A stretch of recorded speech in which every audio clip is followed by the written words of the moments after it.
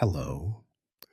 Imagine a death not draped in the heroic cloak of battle and not adorned with a crown of glory, but slow, sticky, and humiliating, lurking in the damp cold of a medieval castle. Here, among the stone walls, there is no room for greatness or pomp, only rot, fear, and the anticipation of an end that does not come swiftly, but instead crawls through the veins, spreads across the skin in spots, and turns a king into just another nameless patient. But before you get comfortable, make sure to like this video and subscribe to the channel, and let me know in the comments which city you're watching from and what time it is there. I'm really curious to see who has joined us. Now, settle in. We're getting started.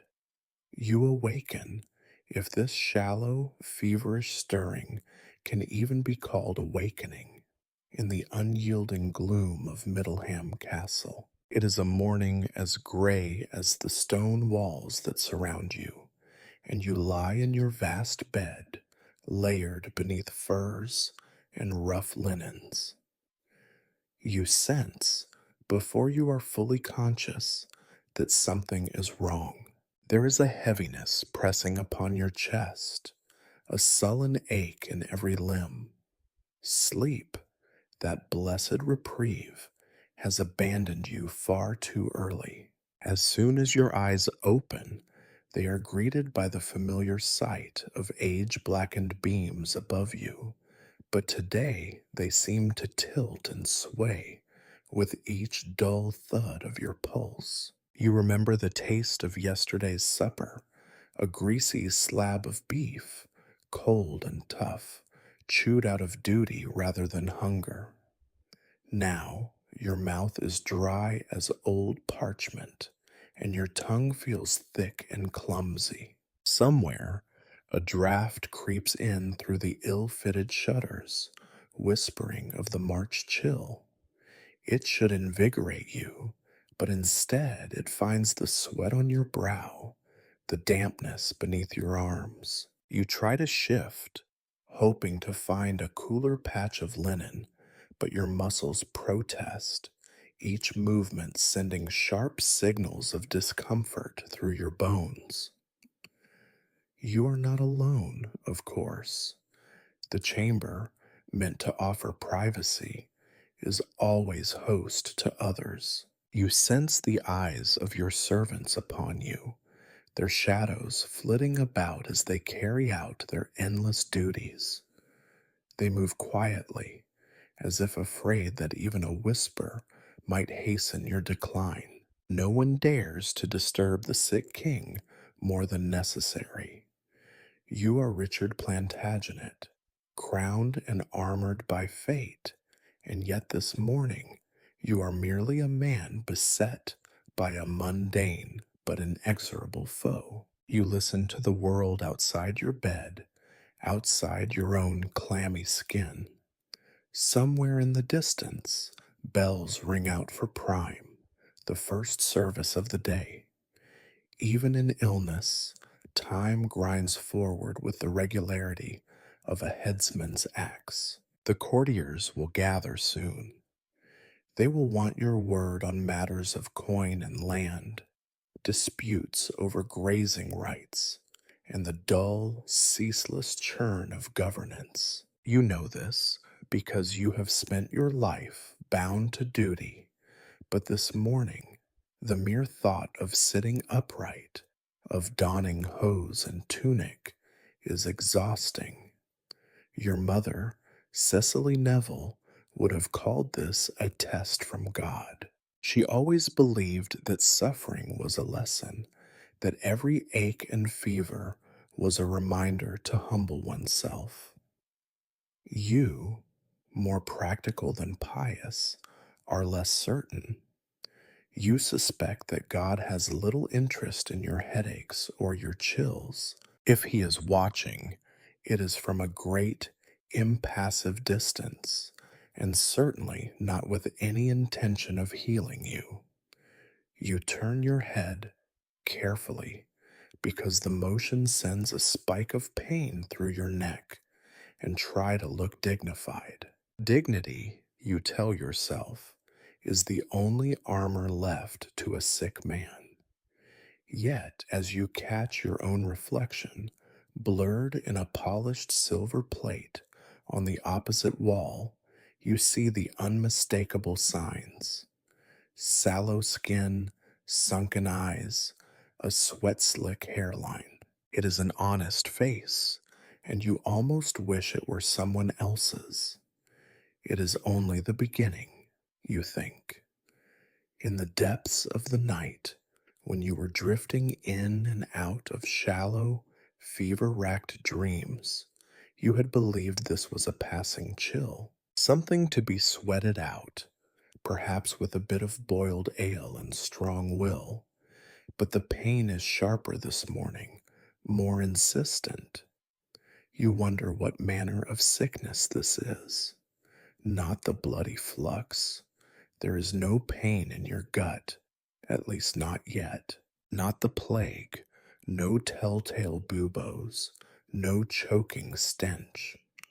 It is something slower, more insidious, the kind of illness that gnaws at your strength one sunrise at a time. It would be easier if you could simply die in your sleep, you muse, but death, like everything else in this world, insists on procedure.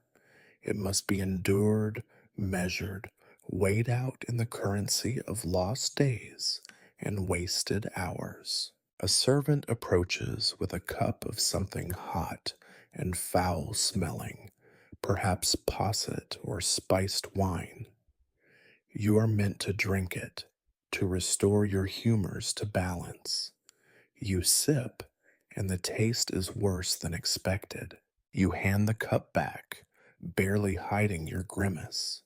No one says a word about your condition. In the castle, silence is a kind of courtesy, a way of pretending that the king is not simply a mortal animal, sweating and shivering in his own bed.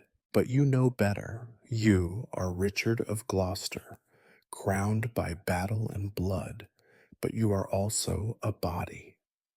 And this morning, that body is failing you in ways that neither crown nor sword can mend. Sleep tempts you again, but this time you fear what dreams may come. It will be a long day. You close your eyes just for a moment and listen to your own ragged breathing. The game has begun, and you are not at all sure of the rules. You try to tell yourself this is nothing, that you have endured worse. You have stood in the heat of battle, the roar of men and horses crashing together, and you have not wavered. Yet now, as the morning inches along and the dim light seeps through leaded glass, you feel the sickness coil tighter around your bones. There is a creeping heat, not the warmth of a hearth or the comfort of wool, but a cloying, alien fire that stirs in your chest and radiates outward. Your skin prickles as if thousands of ants crawl beneath the surface. Your thoughts are muddy, slow. Each one feels like it must force its way through fog. Outside your bedchamber, you hear the muffled voices of servants, hushed and urgent. It does not take much imagination to know what they are whispering about. They wonder how grave it is, this new malady. They debate among themselves. Is it safe to attend the king? Will they be next? Everyone knows that disease moves through castles like a rumor, and both are equally difficult to stamp out. It is easy to pretend you do not notice their hesitation, but you feel it all the same. When the fever finally settles in, it does so without any ceremony.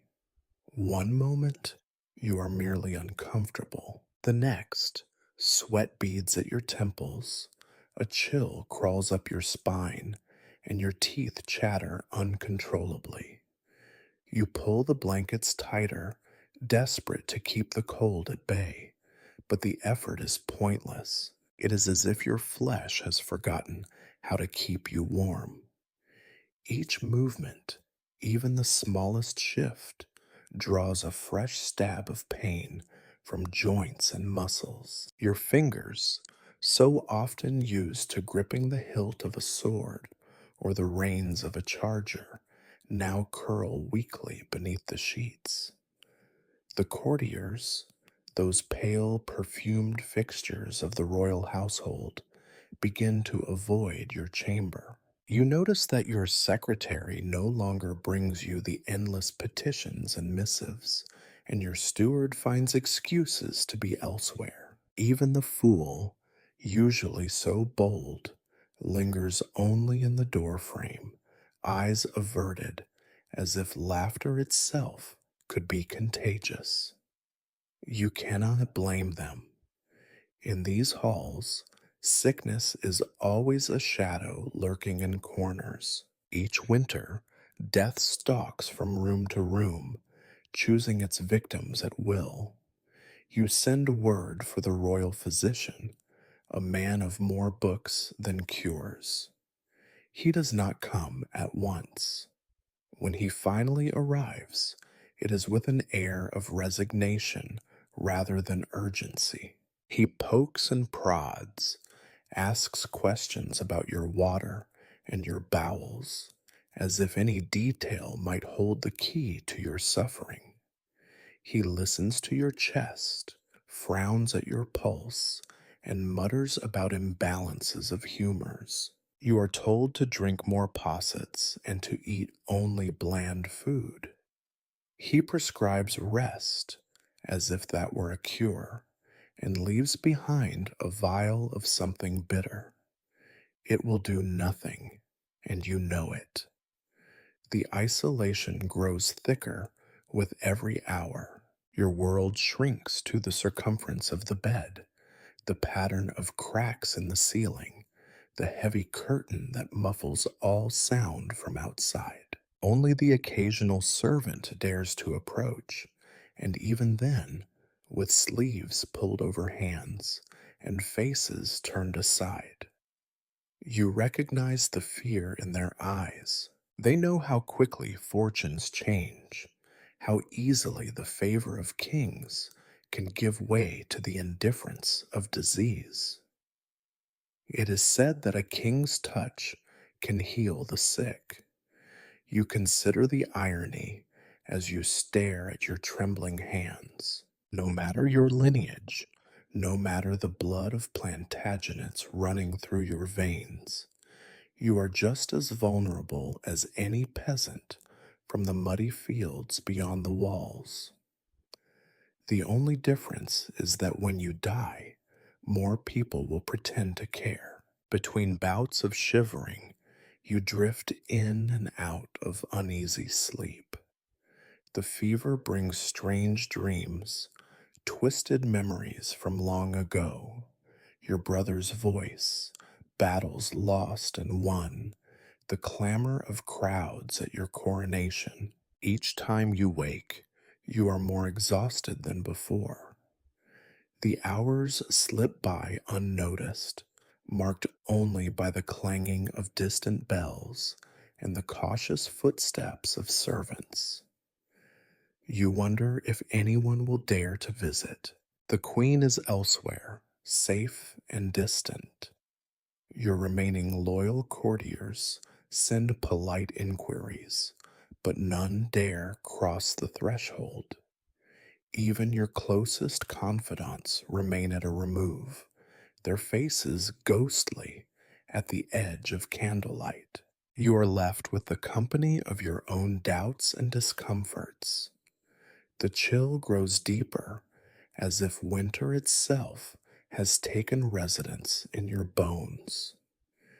You begin to wonder how much longer you can maintain the fiction of command, how much longer you can pretend that you are more than a man, lying helpless and afraid, waiting to see what this fever will take from you next.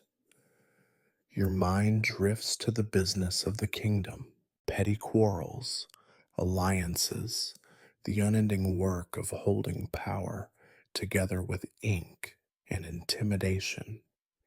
You know that somewhere, even now, your absence is being noted, weighed, considered. The wolves will gather, as they always do. You have survived them before, but now you wonder if the greater enemy has already slipped beneath your defenses. You pull the blankets tighter and close your eyes. In the darkness behind your lids, you see only the slow, merciless turning of time. You are Richard, the King of England, but the castle seems to have forgotten.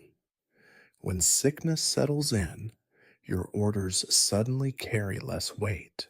You demand the presence of your physician, but hours pass with no reply except for the dull thudding of boots in distant corridors. Your command is supposed to move armies, yet here you cannot even hasten a single man carrying a bag of dried herbs and rusted instruments. As the day limps forward, your sense of authority diminishes further. The physician, Master John, finally arrives long after your initial summons. He enters your chambers with the measured slowness of a man in no hurry to approach mortality. He is careful to keep a respectful distance, as if proximity itself might be dangerous. His robe, which was once fine, is now patched at the sleeves and stained by 100 unidentifiable tinctures. You wonder if any of them ever did more good than harm. He bows with more caution than respect, his eyes flickering over your form, measuring the distance between your pallor and the grave. You want to ask if he recognizes the signs, but your throat is too dry, your tongue unwieldy. Instead, he lifts your wrist, presses his fingers to your pulse, and frowns at the rapid skipping rhythm beneath your skin. He proceeds to ask a litany of questions, each more intrusive than the last. Have your bowels moved? What color? How many times has your urine changed in scent or hue? He sniffs the air near your face, then inspects your tongue as if it were a map to some lost city. You answer what you can, but your head swims with every effort. After his investigation, he pronounces a diagnosis as vague as it is ominous. An imbalance of the four humors, perhaps a surfeit of black bile, possibly agitated by melancholia. The treatment, as always, is bloodletting, though he recommends leeches for subtlety. You are not sure if the leeches are for subtlety or simply for the convenience of the physician, who does not relish the thought of drawing your royal blood with a knife. He orders a bowl of tepid water, then proceeds to attach a handful of fat, wriggling creatures to your arm. They begin their feast with the businesslike focus of tax collectors. The minutes stretch into hours. The physician watches the leeches, as if expecting them to offer up a prophecy. At last, he removes them, examines their distended bodies with something like satisfaction, and tells you that you will feel relief soon enough. He leaves behind a powder to mix with warm wine, wormwood, and something bitter, meant to clear your head, though you know it will do nothing but leave a foul taste on your tongue. You would laugh at the absurdity, but your body is too weary. Instead, you lie still and think of how many times you have watched the same rituals played out in these chambers. The peasantry dies in fields and shacks, but royalty is permitted to die in stages, observed by experts and accompanied by expensive remedies. The only difference is the quality of the bed and the price of the funeral. Night falls again, thick and suffocating. Your chamberlain delivers another message from the council, a series of concerns about grain shortages, border skirmishes, and the behavior of foreign ambassadors. You attempt a reply, but your handwriting is unsteady, your words scattered. The ink blots on the parchment mirror the spots you imagine must be appearing beneath your skin. Another servant appears, this one bearing a tray of boiled roots and stale bread meant to comfort the stomach. You are encouraged to eat, though the idea of food is repellent. You nibble at a crust and set the tray aside. Outside, the wind howls through the crenellations, rattling the shutters. The castle, that once felt so secure, now seems impossibly vast and drafty, a stone skeleton designed for grandeur, not comfort. You realize as you drift between fevered sleep and waking discomfort that your suffering is not unique. There have been countless others who have lain in this same bed, shivering and sweating, tended by the same ineffectual rituals. You wonder how many more will follow. For all the ceremony and deference paid to your title, you are reduced to the same rituals as any other unfortunate soul. The waiting, the pointless medicines, the endless gnawing uncertainty. Sometimes, in your delirium, you imagine the world outside your chamber moves on without you. The business of the realm, the clamor of the marketplace, the laughter of children in the courtyard, all continue as if your illness were an inconvenient rumor. You think of the way the court whispers, the way servants avoid your gaze, the way that everyone seems to be waiting for something, anything, to happen. No one wants to be the first to speak of decline, but no one wants to be caught unprepared either. The physician returns just before dawn, peering at you with scholarly detachment.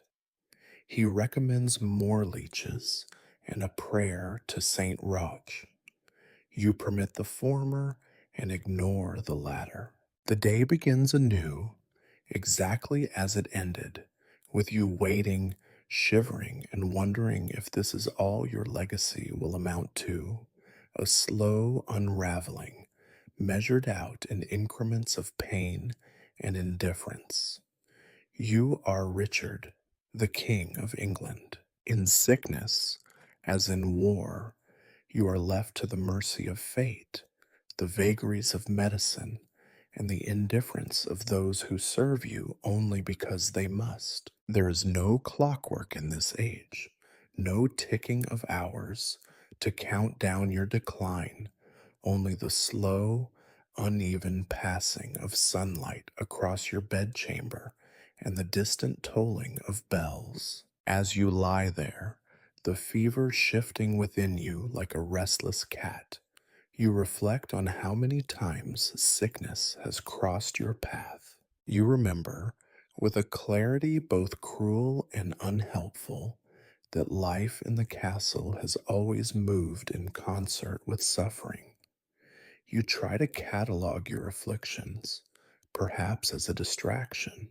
There was the coughing sickness of your youth, when your mother wept quietly outside your chamber and priests muttered prayers over your damp brow. You recall the rash that blistered your skin one hot summer, the bloodied handkerchiefs, the way the physician's poultice burned worse than the illness itself. These recollections arrive not as a parade of horrors, but as the ordinary background to a life spent in stone rooms, surrounded by the coughs, groans, and sneezes of your betters and lessers alike. You think of how, even at court, illness is the only true equalizer. There is always someone sniffling in the corridors, someone being carried out by sturdy servants with their head wrapped in linens, someone muttering confessions to a priest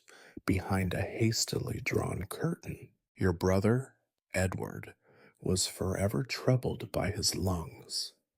He would lie awake some nights, staring at the flickering shadows on the ceiling, hacking into a cloth as if trying to rid himself of every last regret. When he finally died, half the court pretended it was poison, but you knew it was simply his own body giving up, bone by bone, breath by breath. Even now, the tapestry on the wall, with its faded hunting scene, is the same one that watched over your childhood illnesses. You count the rabbits stitched into its bottom border as if they could distract you from the burning in your throat. Each of them has more life in its tiny, embroidered body than you feel in your limbs today. The memory of suffering is not limited to your own flesh. You remember the countless children who have passed through these halls, coughing, feverish, their eyes hollow and voices fading. You remember how each spring brought a new wave of deaths, some so quiet and commonplace that the household barely paused to notice, others so sudden that their absence echoed through the corridors for months. No one expects children to survive. The only surprise is when they do. And yet, for all this background of pain, you are struck by the sheer endurance of your family. Your mother, the indomitable Cecily Neville, seemed never to falter. She lost children to fever and flux, but her will remained ironclad, her gaze always fixed forward. You suspect that she survived not out of health, but out of stubbornness, a refusal to let sickness have the last word. You, on the other hand, are not so sure you possess the same resolve. There is a certain irony in the idea that, for all the crowns and scepters, the weight of the realm on your shoulders, you are brought low by something as unremarkable as a common fever. Sickness is the true sovereign here. It rules in silence, unopposed and unacknowledged, sweeping through castles and hovels with equal disdain. You have seen men of great strength fall within days, while frail old women linger on, defying death with every wheezing breath. The court, of course, prefers not to speak of these things. There is an unwritten rule that illness is to be kept out of conversation, as if naming it aloud will summon it forth from the shadows. Yet the signs are everywhere.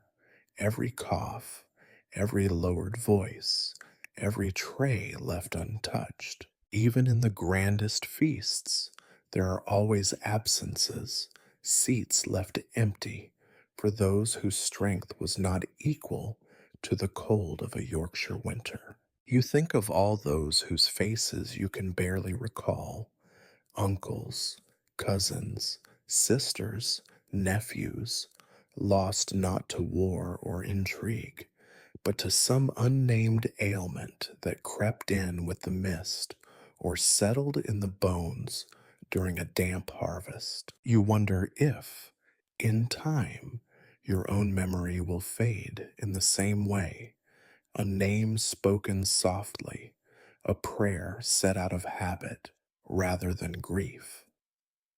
From your window, You watch as the world continues. The kitchen boys still drag buckets of water up from the well. Maids still sweep the corridors. Guards still pace the walls with pikes resting on weary shoulders. Life, you think, is nothing more than a series of small tasks performed in the shadow of greater fears.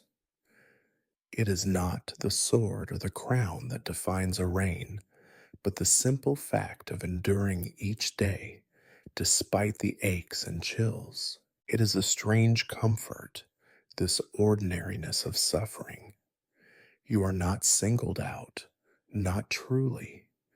The pain in your joints, the heat beneath your skin, the endless thirst, these are all threads woven into the fabric of every life around you. You might be a king, but in sickness, you are only one more mortal waiting for the mercy or the indifference of fate. You lie back and let your mind wander, drifting on waves of fever and memory.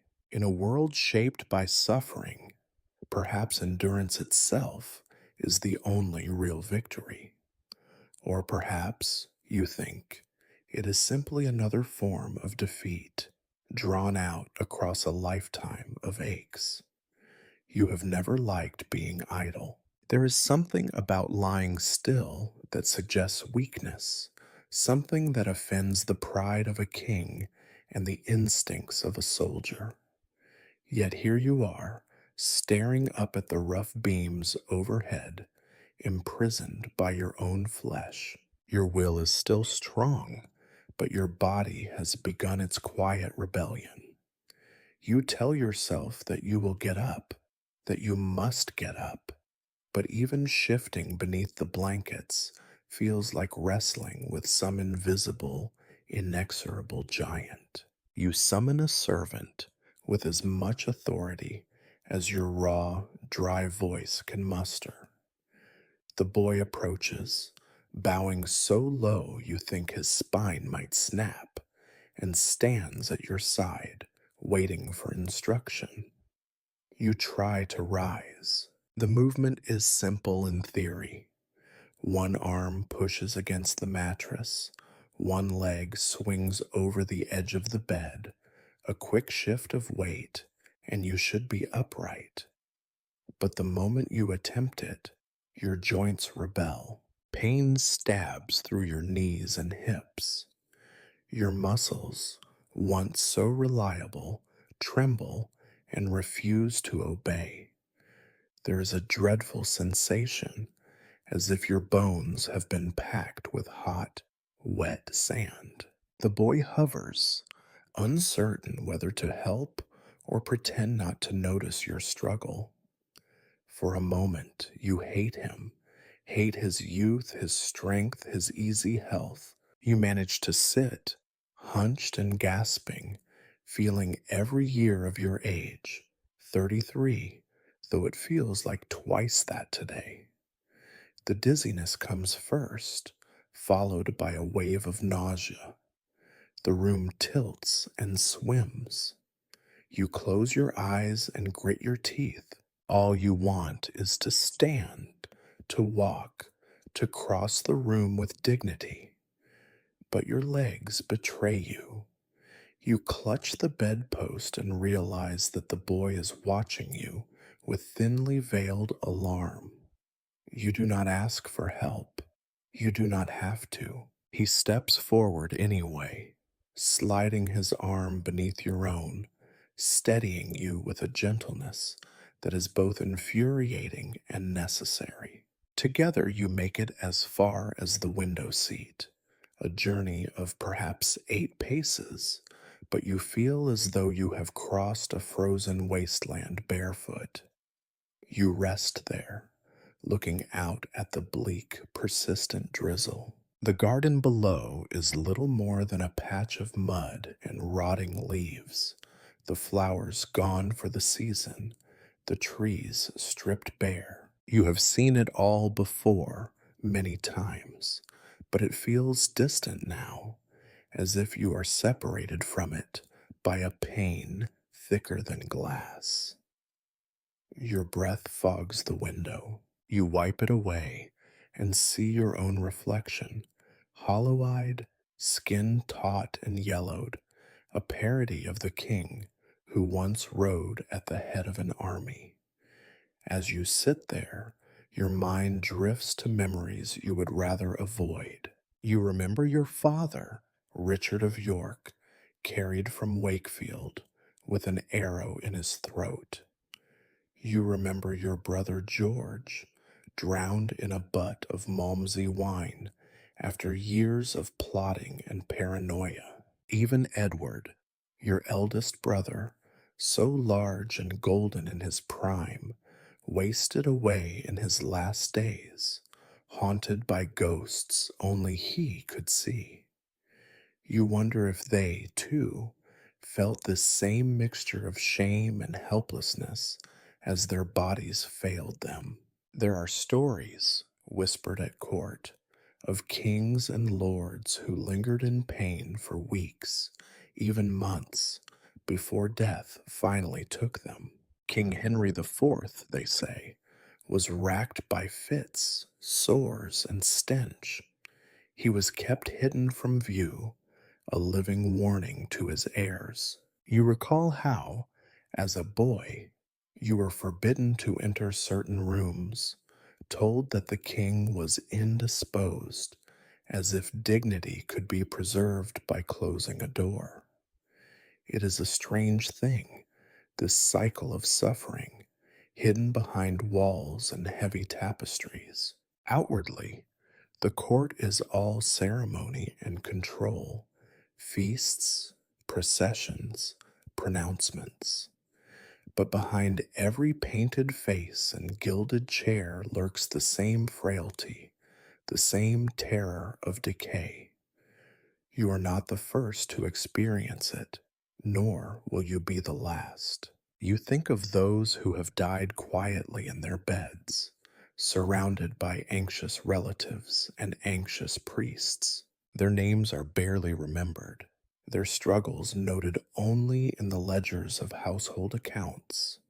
So much linen for bandages, so many herbs purchased, so many candles burned through long, sleepless nights. You wonder if that is how you will be remembered, a line in the records, a brief interruption in the routines of others.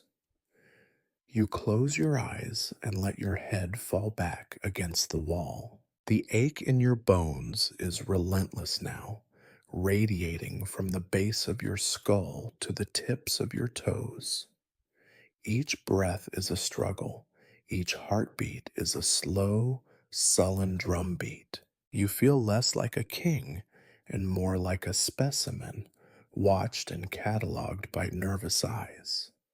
Somewhere, someone knocks at the door. The servant bows again and slips away, leaving you alone with the rain and the pain.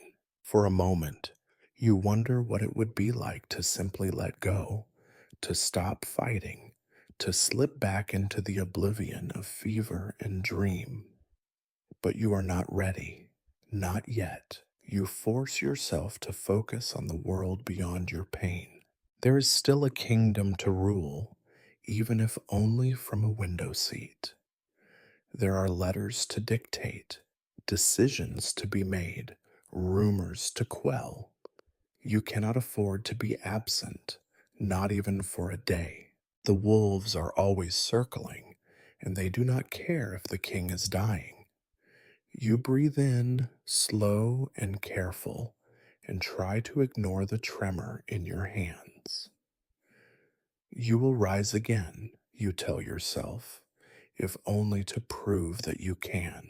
But as the hours pass and the shadows lengthen, you know the truth. Your body is no longer yours to command. It is a battleground, and the enemy has already taken the field. You sit at the window, the weight of the blanket pulling down on your shoulders, and watch the pale, washed out morning drag itself across the horizon. The sky is a thick woolen blanket pressed down over castle and countryside alike, refusing to lift or lighten. Rain falls in steady, indifferent sheets, soaking the courtyard and pooling between the uneven stones. If you listen carefully, you can hear it whispering against the glass, as if trying to lull you back into sleep. Below, the castle's life lurches forward, as indifferent to your suffering as the weather is to the fate of men. Servants trudge across the yard, hunched against the chill, heads down and faces pinched red by cold. They move like ghosts, wrapped in damp cloaks, their duties unchanged by your illness. Someone leads a sway backed horse to the stables. A laundry girl beats wet linen against a wooden trough, her arms red to the elbow. It occurs to you, not for the first time, that the world does not care if the King of England shivers in his bed or rules from his throne. The routine persists, the work does not wait. You notice the cautious optimism in the faces of those who come to your chamber, a forced hope, brittle and false, like the thin sunlight that sometimes breaks through the clouds, only to vanish an instant later. Your chamberlain offers updates on the day's events, each report given in a careful monotone, as though any sudden emotion might tip the balance of your fragile health. He assures you, unconvincingly, that the rumors of your decline have been squashed, that the court remains loyal, that the matters of state proceed without disturbance. He does not mention the way the courtiers avoid your door, or how the halls outside your chamber are strangely silent. He does not mention the sidelong glances, the speculative whispers, the quiet but unmistakable shifting of allegiances. In this world, power is as fleeting as sunlight, and illness is its own kind of abdication. For every loyal voice, there are two more ready to pounce on your weakness, to begin the long, patient process of aligning themselves with your successor, whoever that may be. Sometimes, as you look out across the rain soaked courtyard, you catch glimpses of those same hopeful expressions in your own servants. They bustle around your bed, hands full of steaming cloths and bowls of broth, their faces carefully composed into masks of concern and encouragement. They murmur empty reassurances. Your color is better today, my lord.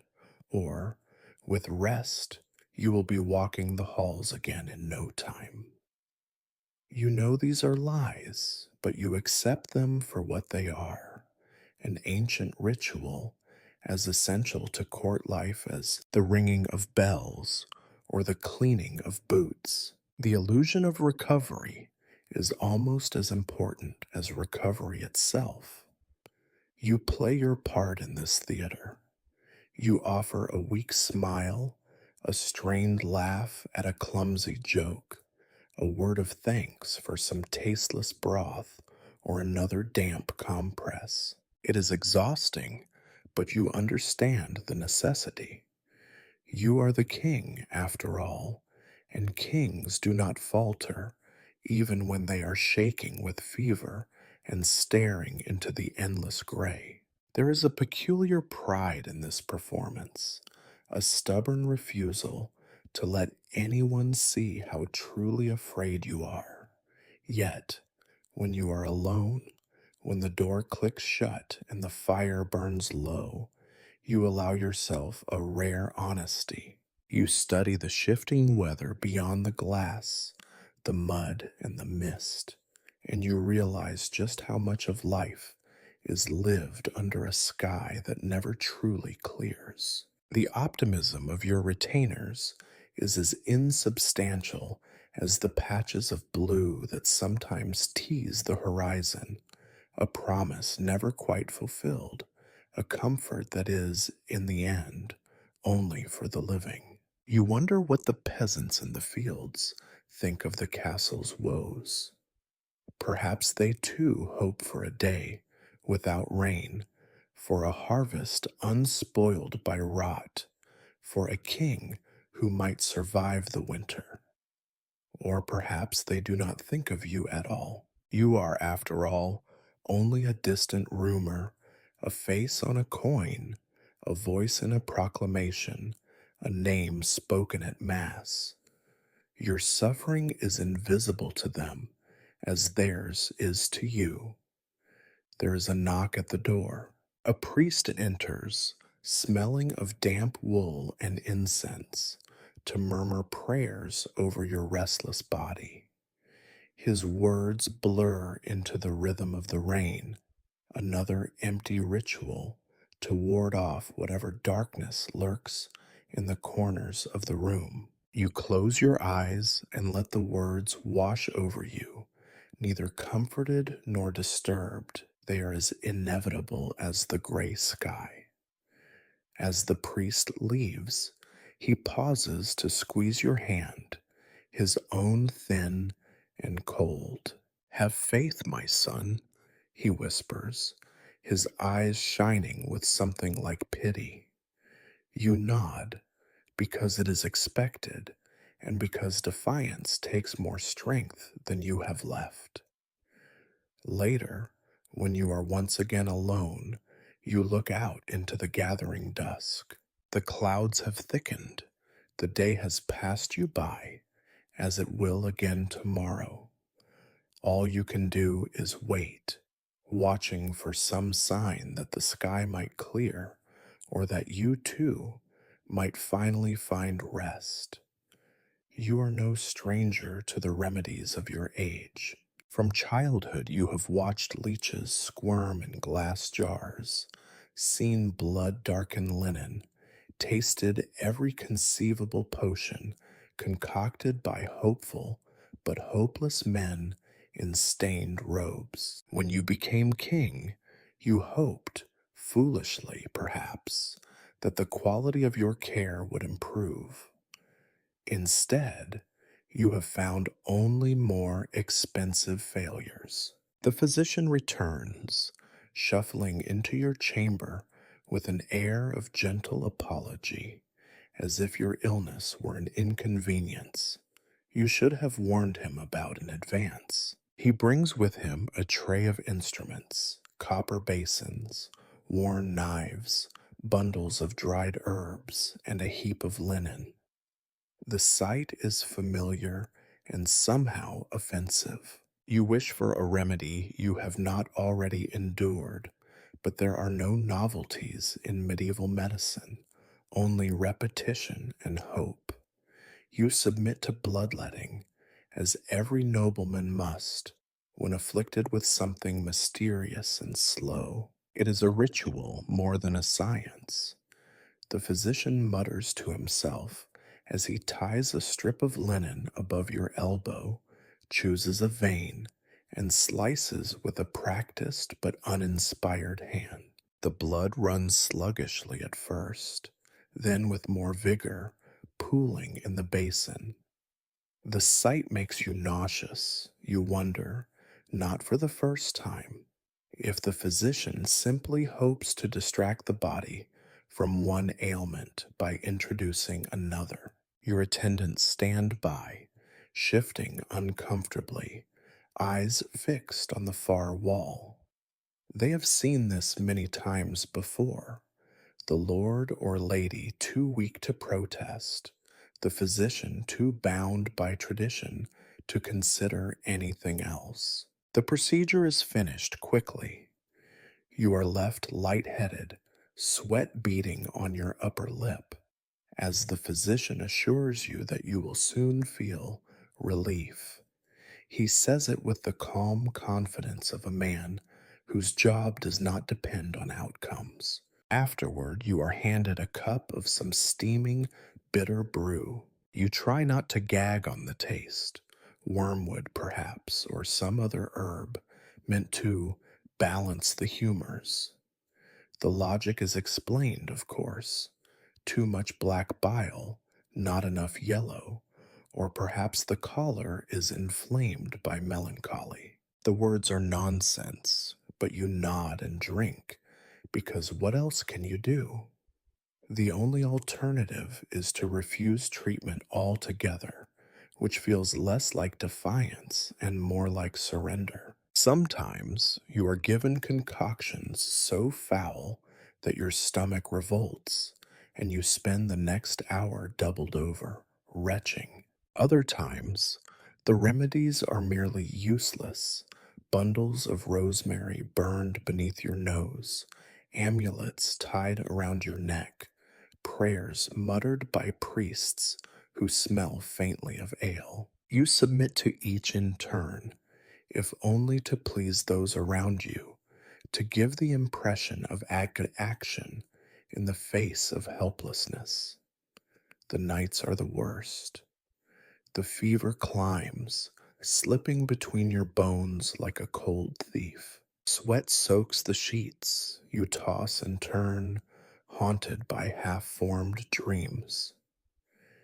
Each time you wake, someone is at your side, a servant with a cold cloth, a priest with a mumbled psalm, the physician with another pointless suggestion. They speak of hope and improvement, but the only thing that changes is the depth of your exhaustion. At some point, a delegation of your counselors arrives, drawn and uncomfortable. They wish you a swift recovery, their eyes flickering from your pallid face to the floor as if avoiding a contagious truth. They bring documents for you to sign, decrees, letters, accounts, laying them out on a portable table beside your bed. You make your mark with a hand that shakes more than you care to admit, wondering if they notice the stains on your sleeve, the smudge of dried blood on your wrist. Their presence is meant to reassure you, to remind you of your authority, but it has the opposite effect. The very need for their visit confirms that power is slipping away from you. It is clear in the careful way they phrase their questions, in their sideways glances, in the way they hurry to take their leave as soon as duty allows. The realm runs on ritual, and so does illness. Both proceed with a sort of mechanical inevitability, whether or not the patient survives. The priest returns, reciting prayers to Saint Roch and Saint Sebastian, the usual patrons of the desperate and diseased. You do not know whether he truly believes in the healing power of relics, or if, like the rest, he simply has nothing else to offer. You close your eyes and let his words roll over you, neither comforted nor particularly offended. It is a performance, and you are the unwilling audience. As the day draws to a close, the physician gives one last instruction: no more meat, only broth and soft bread. No wine, only boiled water and thin ale. You nod, knowing that none of it matters. The fire burns low, the shadows stretch across the walls, and you are left to wait. The treatments have done nothing but remind you how little stands between you and oblivion: a few ounces of blood, a handful of herbs, a whispered prayer. If you were a peasant, you would be left alone to die, perhaps in the straw beside the hearth. Instead, you are surrounded by the trappings of wealth and authority, and yet the result is the same. The sickness remains, unmoved by status, unimpressed by ritual. The only difference is that your suffering is observed, catalogued, and discussed in hushed voices just beyond the door. You close your eyes, listening to the rain and the muffled sounds of life beyond your chamber. Another day has passed, indistinguishable from the last, marked only by the faint hope that tomorrow some new remedy will succeed where the others have failed. You are not convinced. You try not to think about children. Yet when sickness seeps through a house, it is always the youngest who fall first and hardest. In this kingdom, your kingdom, life itself is a negotiation with death, and nowhere is this more apparent than in the nursery.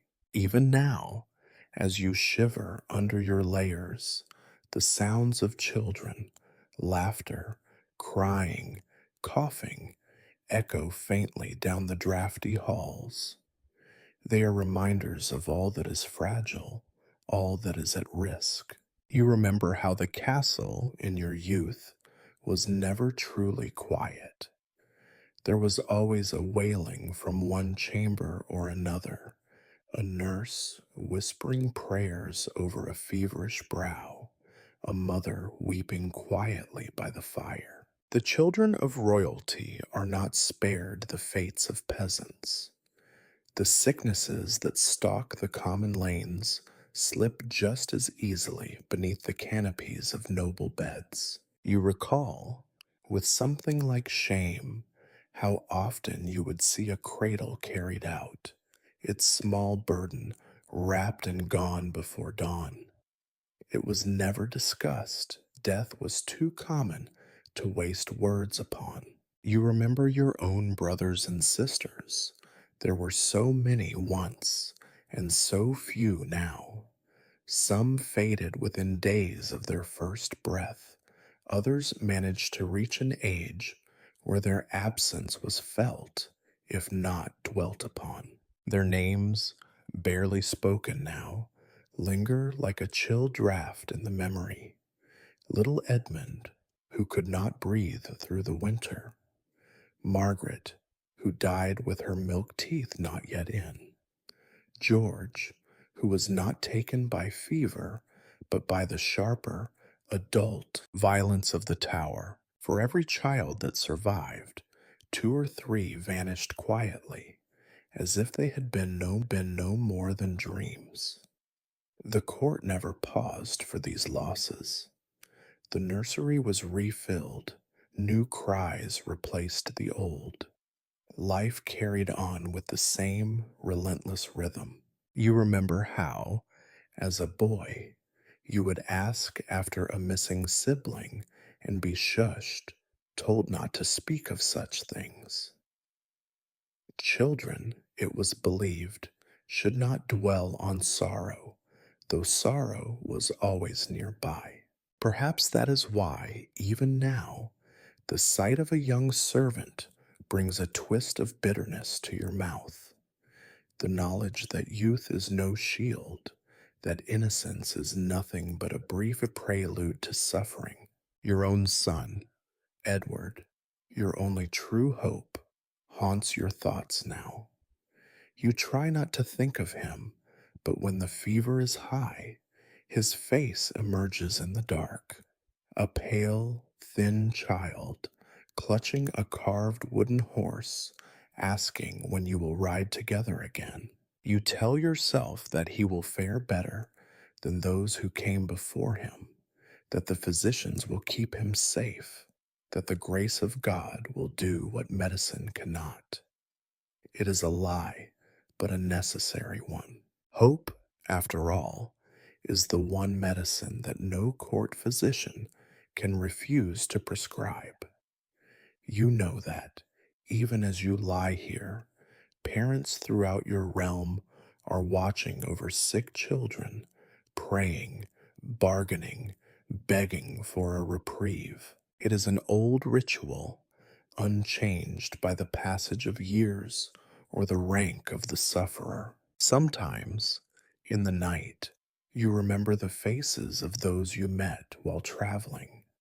Mothers rocking dying infants in their arms, fathers digging graves so small it seems an affront to the effort. You wonder if they curse you in their hearts, the absent king, whose laws do nothing to hold back the dark. At court, of course, the loss of a child is cloaked in ceremony. Black ribbons, drawn curtains, measured words from the chaplain. Yet for all the outward dignity, the grief is no less sharp, nor the emptiness less total. You remember your own mother's face, lined with years of mourning, the way she would set her jaw and go on, as if endurance were the only form of victory permitted to her. You wonder if she envied the mothers who were allowed to wail and rage and be comforted by others. As you listen to the far off sound of a child's laugh in the corridor, you are struck by the absurdity of it all. In a world where death is a daily visitor, every moment of joy is a kind of defiance, a candle lit in an endless night.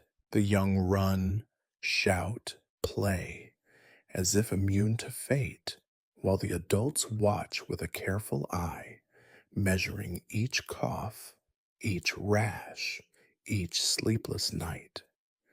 The physicians, of course, are no more successful with children than with adults. They prescribe weak broths, purges, and prayers. If a child survives, they take credit.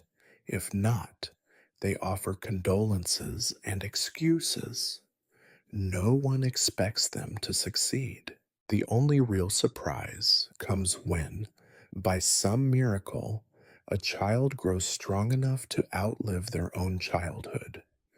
You close your eyes and try to remember the last time you heard your son laugh.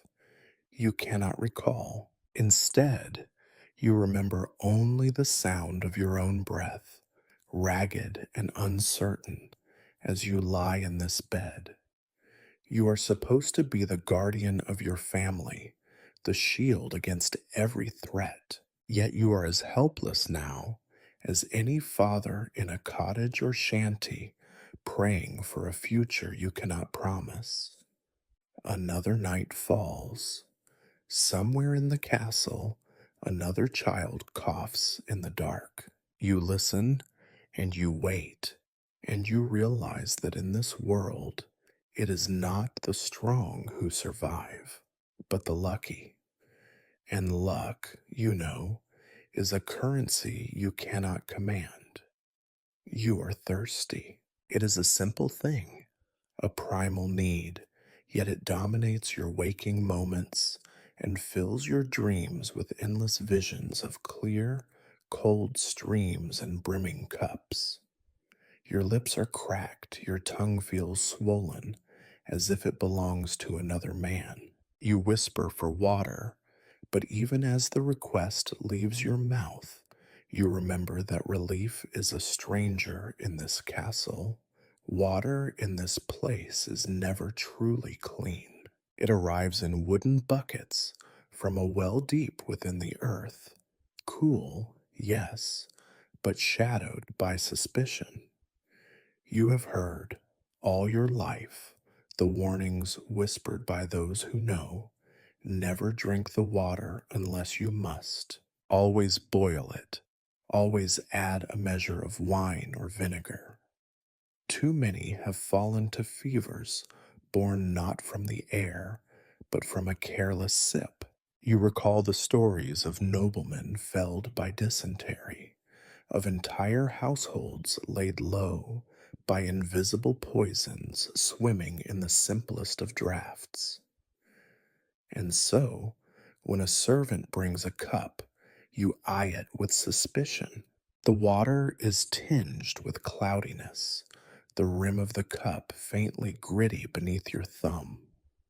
Sometimes you wonder if the illness that grips you now is simply the work of these small, unseen enemies, creatures that no prayer or potion can drive away. The notion is at once comforting and terrifying. Comforting because it is ordinary, terrifying because it is inescapable. Most days, you are given weak ale or thin wine, drinks meant not for pleasure, but for safety. The wine, heavy and sour, clings to your teeth and leaves your mouth dry as parchment. The ale is flat, more gruel than drink, but at least it seldom kills outright. The castle's stewards rotate the barrels, topping them with herbs and honey in a vain attempt to mask the taste. It is a poor disguise.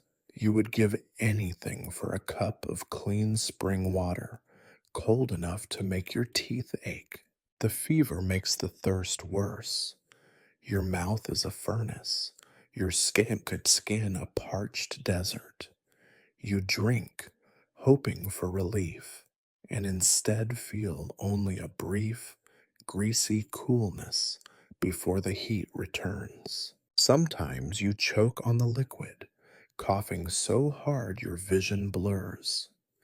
The servants hover anxiously, but you wave them away. You do not want witnesses to this indignity. There is no comfort in wine, but even less in going without. Some nights, delirious, you imagine that each swallow is a wager.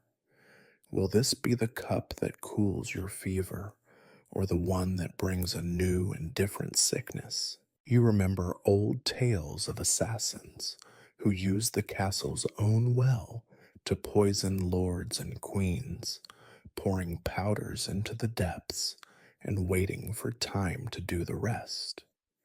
You wonder if your enemies know how little help they need from poison. Water alone will do the work.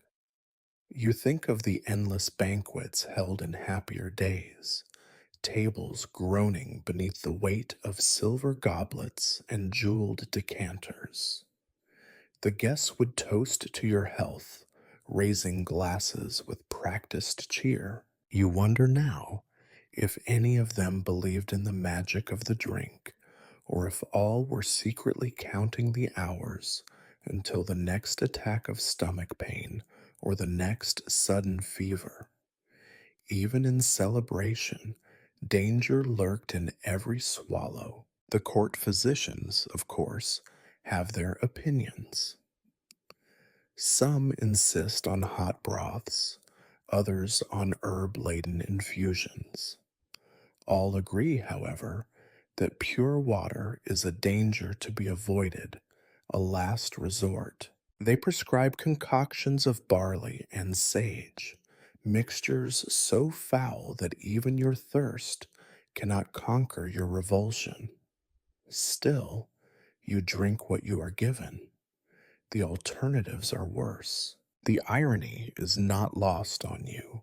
To be King of England, Lord of land and river and sea, and yet powerless to slake your thirst without fear. You control armies, issue decrees, settle disputes between bishops and barons, but you cannot guarantee yourself a single mouthful of safe water. Your enemies gather in council chambers and on distant battlefields, but their most faithful ally is the simple bucket that waits at the bottom of the well. As your illness deepens, you dream more often of water. Sometimes you stand at the banks of a broad, clear stream, the sun warm on your back, the water rushing over smooth stones. Other times you find yourself in a kitchen garden, dew heavy on the leaves, every droplet a promise of relief you will never taste. You wake from these dreams parched and desperate, your throat raw from fever and longing. The servants know better than to deny you. They bring what you ask for, but always with a look of apology, as if to say, "We are only servants, my lord. We cannot conjure miracles." You try not to hate them for it. They live as you do, by the luck of the draw, forever one sip away from disaster. Tonight, as the candles gutter and the wind rattles the shutters, you accept a cup of spiced wine, warm and bitter. You hold it in your hands for a long while, staring into its dark depths before you dare to drink. The taste is as unpleasant as ever, but for a brief moment, you feel the heat recede. It will not last. In this place, nothing does. You set the cup aside, close your eyes, and let the longing for water pass through you, a wave that leaves you emptier than before. You know, with a kind of grim amusement, that you are less likely to die by the sword or the noose than by the simple treachery of thirst. You wish you could breathe freely. Once, your chamber smelled of polished wood and sweet herbs, of fresh rushes scattered on the flagstones, of the faint perfume your wife sometimes favored when she visited. Now, each breath draws in a thick, sour stew of odors that no open window or incense can defeat. The air is heavy, sticky, as if it too has fallen ill and lingers, reluctant to move on. There is the sweat, of course, your own and that of the servants who tend you. It is the sharp, acrid smell of fear and effort, soaked into the linens, pooling in the crooks of elbows and behind knees. The fever makes you perspire until your nightshirt clings to you, damp and clammy, a shroud you cannot shed. Each time the servants change the sheets, the new fabric picks up the taint before the hour is out. Then there is the medicinal stink. The apothecary's mixtures are poured into your drinks, rubbed into your skin, scattered beneath your bed.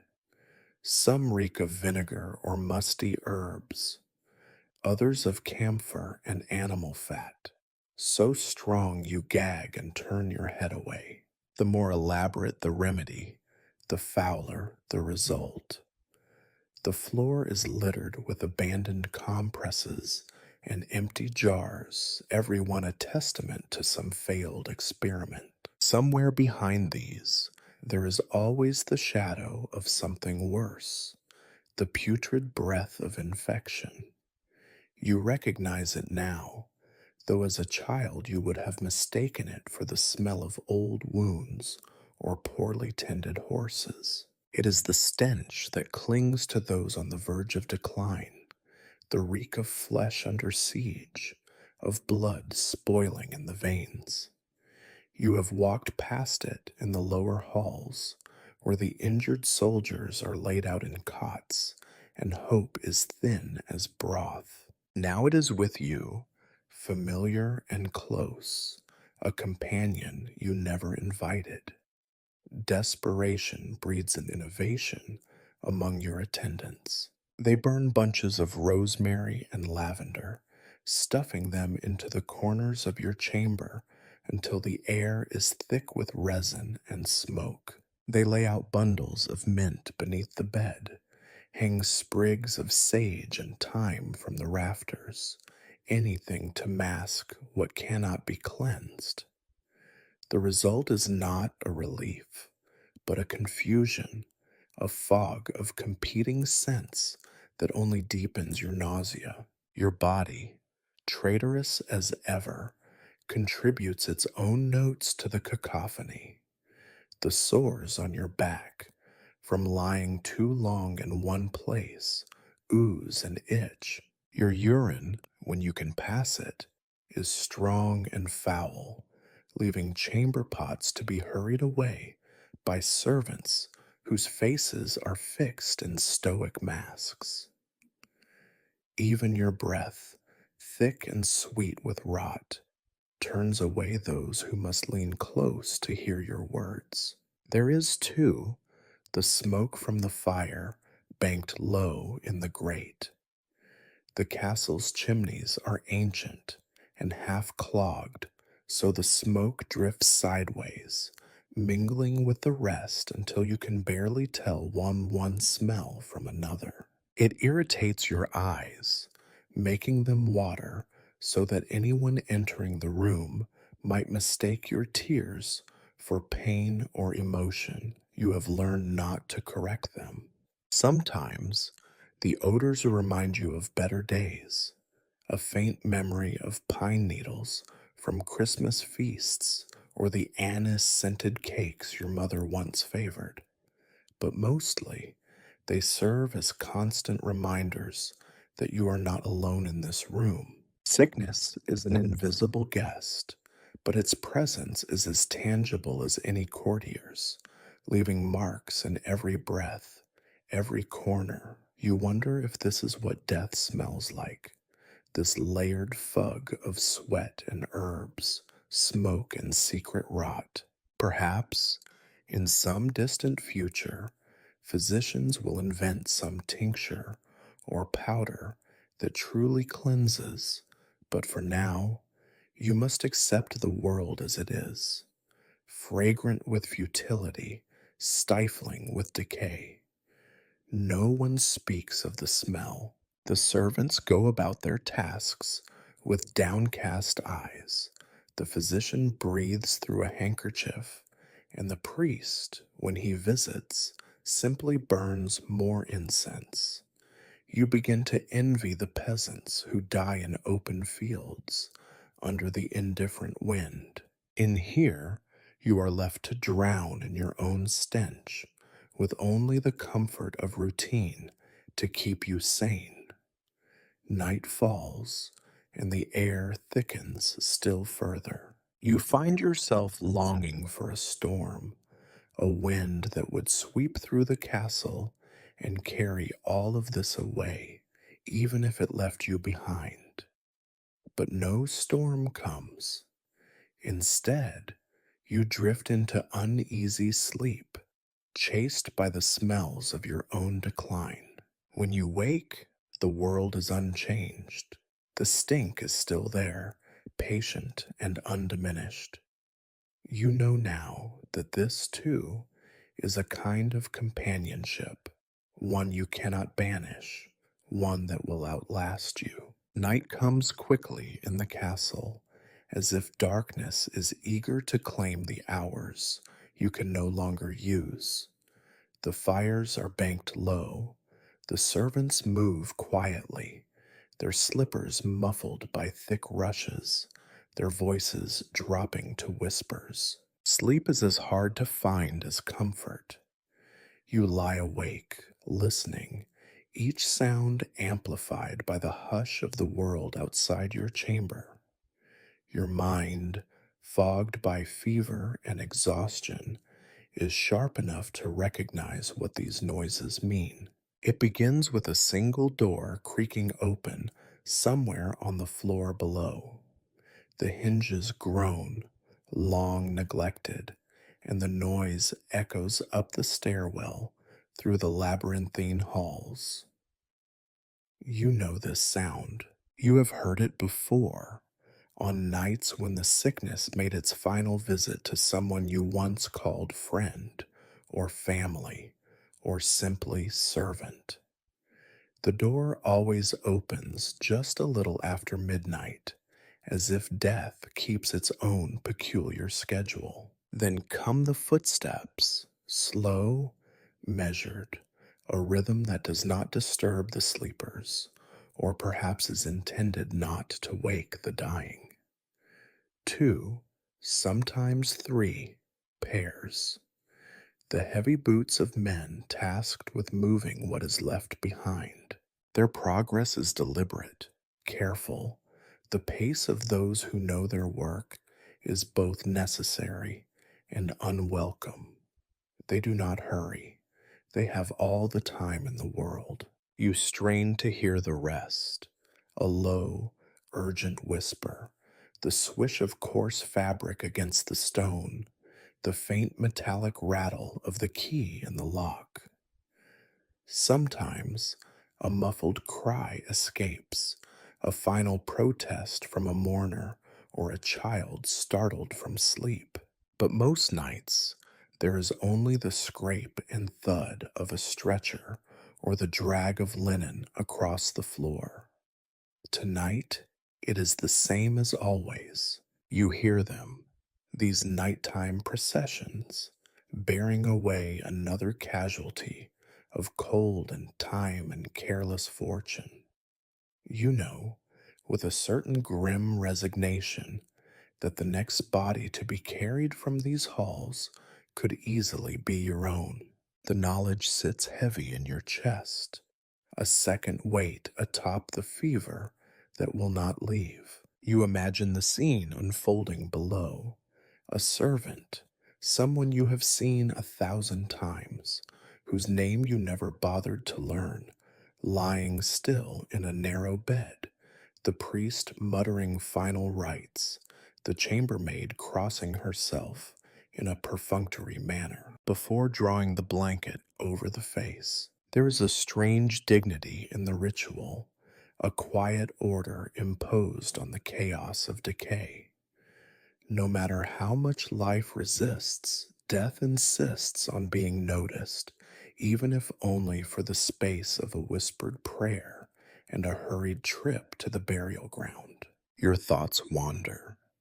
You recall the stories whispered by your mother's nurses in the dark, tales of noble ancestors, all reduced at the end to this same slow departure, borne through cold corridors by men who did not look them in the eye. There was comfort, perhaps, in imagining that kings and queens, like their subjects, must face the last night with nothing but the company of strangers and the chill touch of winter air. The irony is not lost on you. You, who once dictated the fates of men with a word, are now at the mercy of the same faceless functionaries who clear the dead from the halls. Your dignity, so fiercely defended in life, will be of little concern when your time comes. You wonder whether anyone will linger in the passageway after your body is gone, speaking your name in hushed tones, or if your absence will be simply another line in the account books. A set of linens burned, a room emptied, a name erased from the roster of the living. The sounds fade, swallowed by the stone. The men return the way they came, closing doors behind them, their task completed. Somewhere in the chapel, a bell rings, a single hollow note, more a gesture than a call to prayer. You listen, counting the seconds between the toll and the silence that follows. You wonder if, when you are gone, the bell will ring with more urgency, or if it too will sound tired, worn out by repetition. For a moment, you think you see shadows moving in the farthest corner of your chamber, shapes that resolve into the faces of those who have already gone, all of them silent, all of them waiting. The fever has made your mind restless, conjuring ghosts from memory and worry. You close your eyes and try to breathe through the heaviness, but the air is thick and the night endless. You are not afraid, or so you tell yourself. There is a kind of resignation that settles over you, as soothing and numbing as the laudanum the physician offers when you are at your weakest. You wonder, absently, if those who have just been carried out felt the same, not terror, but a tired acceptance and understanding that the world will turn regardless. Sleep comes at last, brittle and uncertain. You dream of footsteps in the night, the sound of distant bells, the whisper of linen against stone. When you wake, it will all begin again until the night comes when the procession stops at your door. Morning brings no relief, only the gray blur of another day spent measuring discomfort against disappointment. You wake, if the word even applies, with a skull so heavy it seems you have aged a century in the space of a single night. For a moment, you almost believe the worst is past. Your limbs feel lighter, the fever's edge dulled. The first rays of daylight slant across the bed, and you dare, for the briefest instant, to hope. But hope is a trickster. You reach for the cup left by your bedside and find your hand trembling. The muscles in your arm are weak, as if hollowed out overnight. You take a sip of tepid ale, then pause, noticing an unfamiliar roughness along the inside of your wrist. The skin there is stippled with red spots. At first, no more than a handful, but as you roll up your sleeve, you see them multiplied along your forearm, tiny angry blemishes rising from beneath the skin. You remember enough from childhood to know what this means. The illness is on the march, advancing from within like a siege army determined to breach every wall. There is a crawling sensation in your flesh, a subtle itch that cannot be satisfied. You stare at the rash, a sickly mosaic spreading outwards, and feel your fragile optimism crumble. You try to reassure yourself. It is only a rash, a reaction to the endless medicines and compresses. But the memory of stories told in hushed voices, the tales of fever that blooms from the skin outward, will not leave you. A servant enters, careful not to meet your eyes. You call him over, extend your arm, demand an explanation, though your voice cracks with frustration. He studies the rash with the practiced indifference of someone who has seen such things too often. He promises to send the physician, then scurries out, leaving you to contemplate the new map of your decline. The wait for the physician is interminable. Each moment, you find new patches behind your knees, across your chest, scattered along your rib cage like stains on a neglected tapestry. The itch is joined by a burning heat, as if the very blood in your veins is turning against you. You recall stories from the servants' quarters, people struck down by spots that spread and darkened, the sign that death had grown impatient.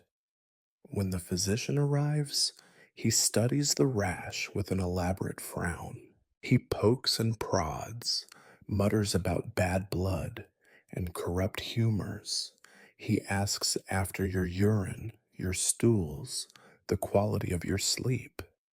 You answer as best you can, feeling more like a specimen than a king. He prescribes another round of bloodletting and offers a concoction of honey, vinegar, and crushed dried flowers. He instructs the servants to keep you cool, to change your linens twice a day, to burn more sage. His recommendations are the same as ever, hopeful but powerless. There is nothing left but ritual and repetition. You submit because you have no alternative. The physician's eyes betray nothing. He is careful not to promise recovery, but neither does he admit defeat. The ambiguity is both comfort and curse. The rash grows worse as the day progresses. Your skin feels stretched, too tight for the bones beneath. It is an effort to lie still, but moving brings only pain, every nerve jangling with warning.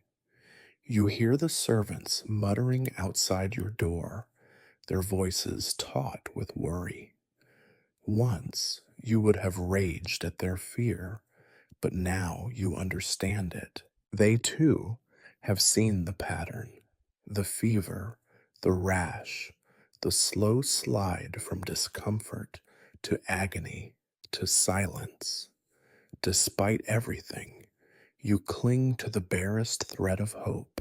You imagine yourself recovering, standing once more at the head of your household, issuing orders, laughing at the absurdity of your ordeal. But the image is thin, ghostly. The illness is writing its history across your skin, and each new spot is a reminder that you are less king than casualty. A priest visits, drawn by the news of your worsening state. He brings a reliquary, whispers blessings, presses cool fingers to your forehead. His words drift through the room like smoke, comforting in their emptiness. You thank him, more from habit than belief, and let your mind drift as he invokes saints whose names you barely remember. The rash is everywhere now, a living testament to your vulnerability. The servants change your linens as instructed, but their touch is hesitant. The air is thick with fear and disappointment. You realize, with a kind of bitter amusement, that the only thing spreading faster than your illness is the knowledge of your decline. That night, as the fever climbs once more, and your body aches with a pain that is more than physical, you accept what you have known all along. The sickness is not done with you. Each symptom, each spot is a messenger. The only question that remains is how much of you will be left when the message is finally delivered. You never imagined that breathing could become an art form, a skill requiring every ounce of your remaining focus. Yet as the hours drag on, you find yourself fixated on the simple act of drawing air. What once came without thought now demands attention, each breath measured, each exhalation a small, private victory. Your chest feels as if it is encased in iron bands, constricting tighter with every failed attempt to rest. The joints, always a point of pride, have betrayed you most of all. They swell beneath your skin, red and angry, making each finger resemble a boiled sausage, each knee a battered melon. You once wielded sword and scepter with ease. Now you struggle to lift your own hand, to grasp a cup, to wave away an intrusive fly. Your wrists and ankles pulse with pain, a deep, constant throb, as if something were trying to escape from within your bones. When the servants come to change your sheets or adjust your pillows, you bite back curses. Their touch is light, careful, but it might as well be fire. Each movement sends fresh stabs of agony through your body. There is a strange humiliation in this, being cradled like a child, propped up by hands you hardly know. You grit your teeth and pretend not to notice their discomfort, their furtive glances at the angry red patches spreading across your joints. The physician visits more frequently now, as if his presence alone can halt your decline. He examines the swelling, mutters about the bad wind and nature's imbalance, and prescribes more rest, more herbs, more useless rituals. He brings compresses soaked in vinegar, wraps your joints in linen bandages, and leaves behind new tinctures for the pain. None of it makes any difference. The swelling worsens, The pain grows sharper, and every promise of relief is hollow. At times, you feel as though you are drowning. The fever makes your skin hot and dry, your mouth parched, yet your lungs refuse to fill properly. The air that reaches you seems thin, insubstantial, as if the world itself is conspiring to suffocate you. When you cough, your chest rattles like a bag of stones, each gasp scraping at your throat. The effort leaves you dizzy, eyes swimming with light, and you must pause, panting, before attempting again. Once, a servant helps you sit up, piling pillows behind your back in a vain attempt to ease your breathing. You stare at the pale shaft of daylight falling across your lap and wonder how much longer you can endure the slow suffocation. There is a tightness in your chest, a pressure that will not abate, no matter how carefully you inhale. You begin to understand how quickly a man can be reduced, how little stands between command and incapacity. You remember, with a twisted kind of irony, the knights and men at arms you have seen die in battle. Their deaths were loud, sudden, full of movement and violence. Yours is a quiet affair, a steady shrinking of possibilities. The world narrows to the space between one breath and the next, the distance between pain and the absence of pain. You begin to envy those who fell on the field, whose final moments were not drawn out across weeks of humiliation. The rash has joined forces with the swelling. Your joints itch and burn, your skin hot to the touch. Even the physician seems at a loss. He avoids your gaze, recommends more prayers, and hastily takes his leave. The servants do what they can to make you comfortable, though you know they fear contagion. They bring broth and wine, neither of which you can stomach, and offer cold compresses, which bring only fleeting relief. Nights are the worst. Lying in the dark, you become convinced that each shallow breath will be your last. You count your heartbeats, waiting for the rhythm to falter. You wonder if anyone else in the castle is awake, listening to the same silence, fearing the same end. You imagine your son in another wing, tossing in his own fevered sleep, oblivious to your struggle. In the hours before dawn, when the fever is at its worst, you become delirious. The world blurs at the edges, faces swim above you, indistinct and silent. You reach out, hoping for comfort, but find only empty air. The pain in your joints flares and fades, a tide that never fully retreats. You promise yourself you will endure, that you will fight, but the words are meaningless, lost in the storm of pain and confusion. Come morning, you are weaker than before. The swelling has spread to your fingers and toes. Your breath is shallow, your voice a whisper. The world beyond your chamber recedes, a distant rumor. You realize that you are slipping, inch by inch, into the final territory, where pain is the only companion, and each moment is a negotiation between endurance and surrender. You close your eyes, trying to remember the sensation of a deep, effortless breath. It eludes you. All that remains is the rasp of air in your lungs, the ache in your bones, and the knowledge that the battle, for all its quiet, is nearly lost. The passage of time grows slippery when you are sick. Sometimes Night and day bleed together into one interminable haze. The only reliable measure is the sound of the priest's voice rising and falling from somewhere down the corridor. Even when your mind wanders, the cadence of prayer becomes a constant.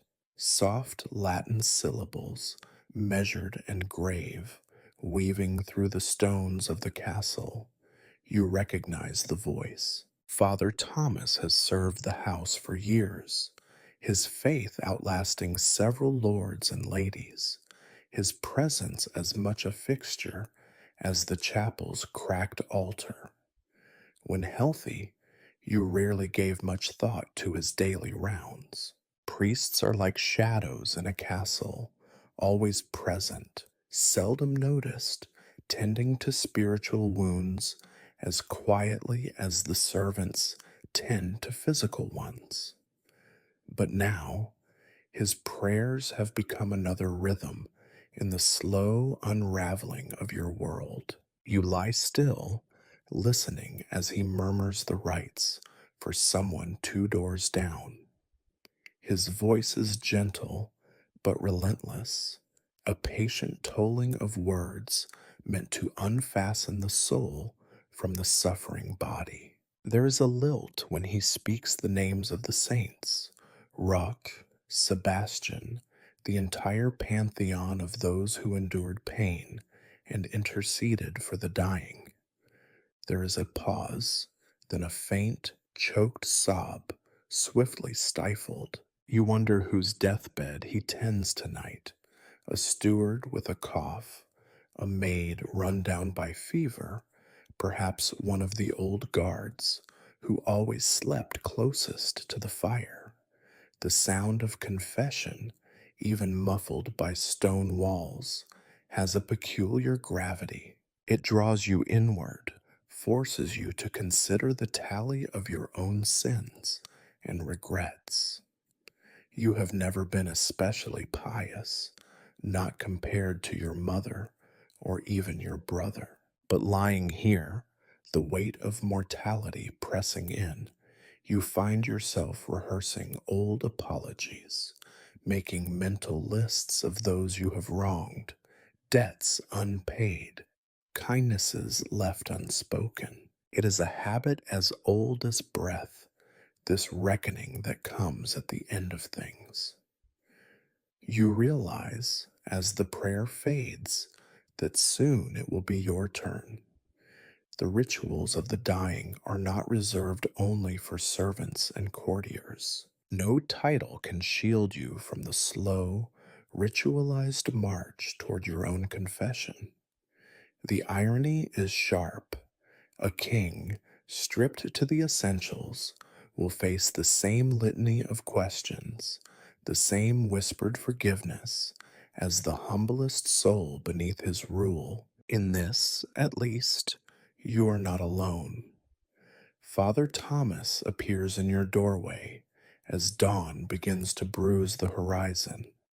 He stands for a moment, making the sign of the cross, his eyes tired but steady. You remember how, as a child, you feared priests, their black robes, their solemnity, their reminders of the world beyond flesh and blood. Now you are only grateful for the constancy of his presence, the quiet persistence with which he approaches your bedside. He asks, as gently as he can, whether you are ready to confess. The words hang between you, heavy and inevitable. There is no use in pretense. You nod, unable to summon the strength for a speech. The confession is as much for him as for you, a way to impose order on the messiness of decline, to let your failings out into the light where they can no longer gnaw at you in secret. He sits beside you, rosary beads clacking softly in his hands. You close your eyes and let the familiar questions wash over you. The answers come haltingly at first. A name here, a grievance there, then in a slow, steady stream. There are things you regret, things you would undo if you could, but also many things you would do again, given the chance. You confess to pride, to anger, to moments when the power of the crown hardened your heart. You confess to doubts you never spoke aloud, fears that have grown louder in the silence of your sick room. Father Thomas listens without judgment, his face an unreadable mask. He murmurs words of absolution, his voice a thread of calm in the storm. He anoints your brow with oil, and the coolness is both comfort and reminder of what is coming.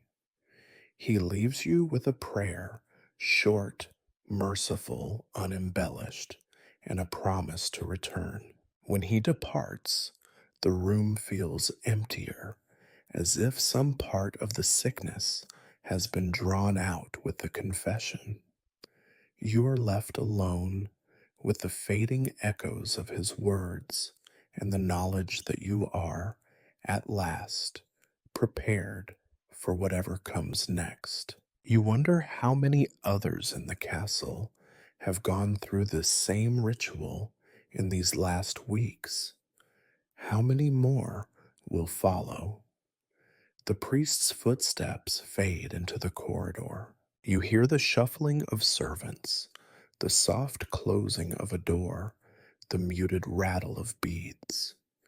It is a strange comfort, this ritual, this order imposed on chaos. You almost envy the certainty it gives to others. For a few moments, you allow yourself to believe in its promise that sins can be forgiven, that suffering has meaning, that there is peace waiting on the other side of pain. But even in the quiet, you know the truth. Ritual is only a distraction, a balm for those who must watch and wait. Your body, swollen and gasping, knows nothing of peace.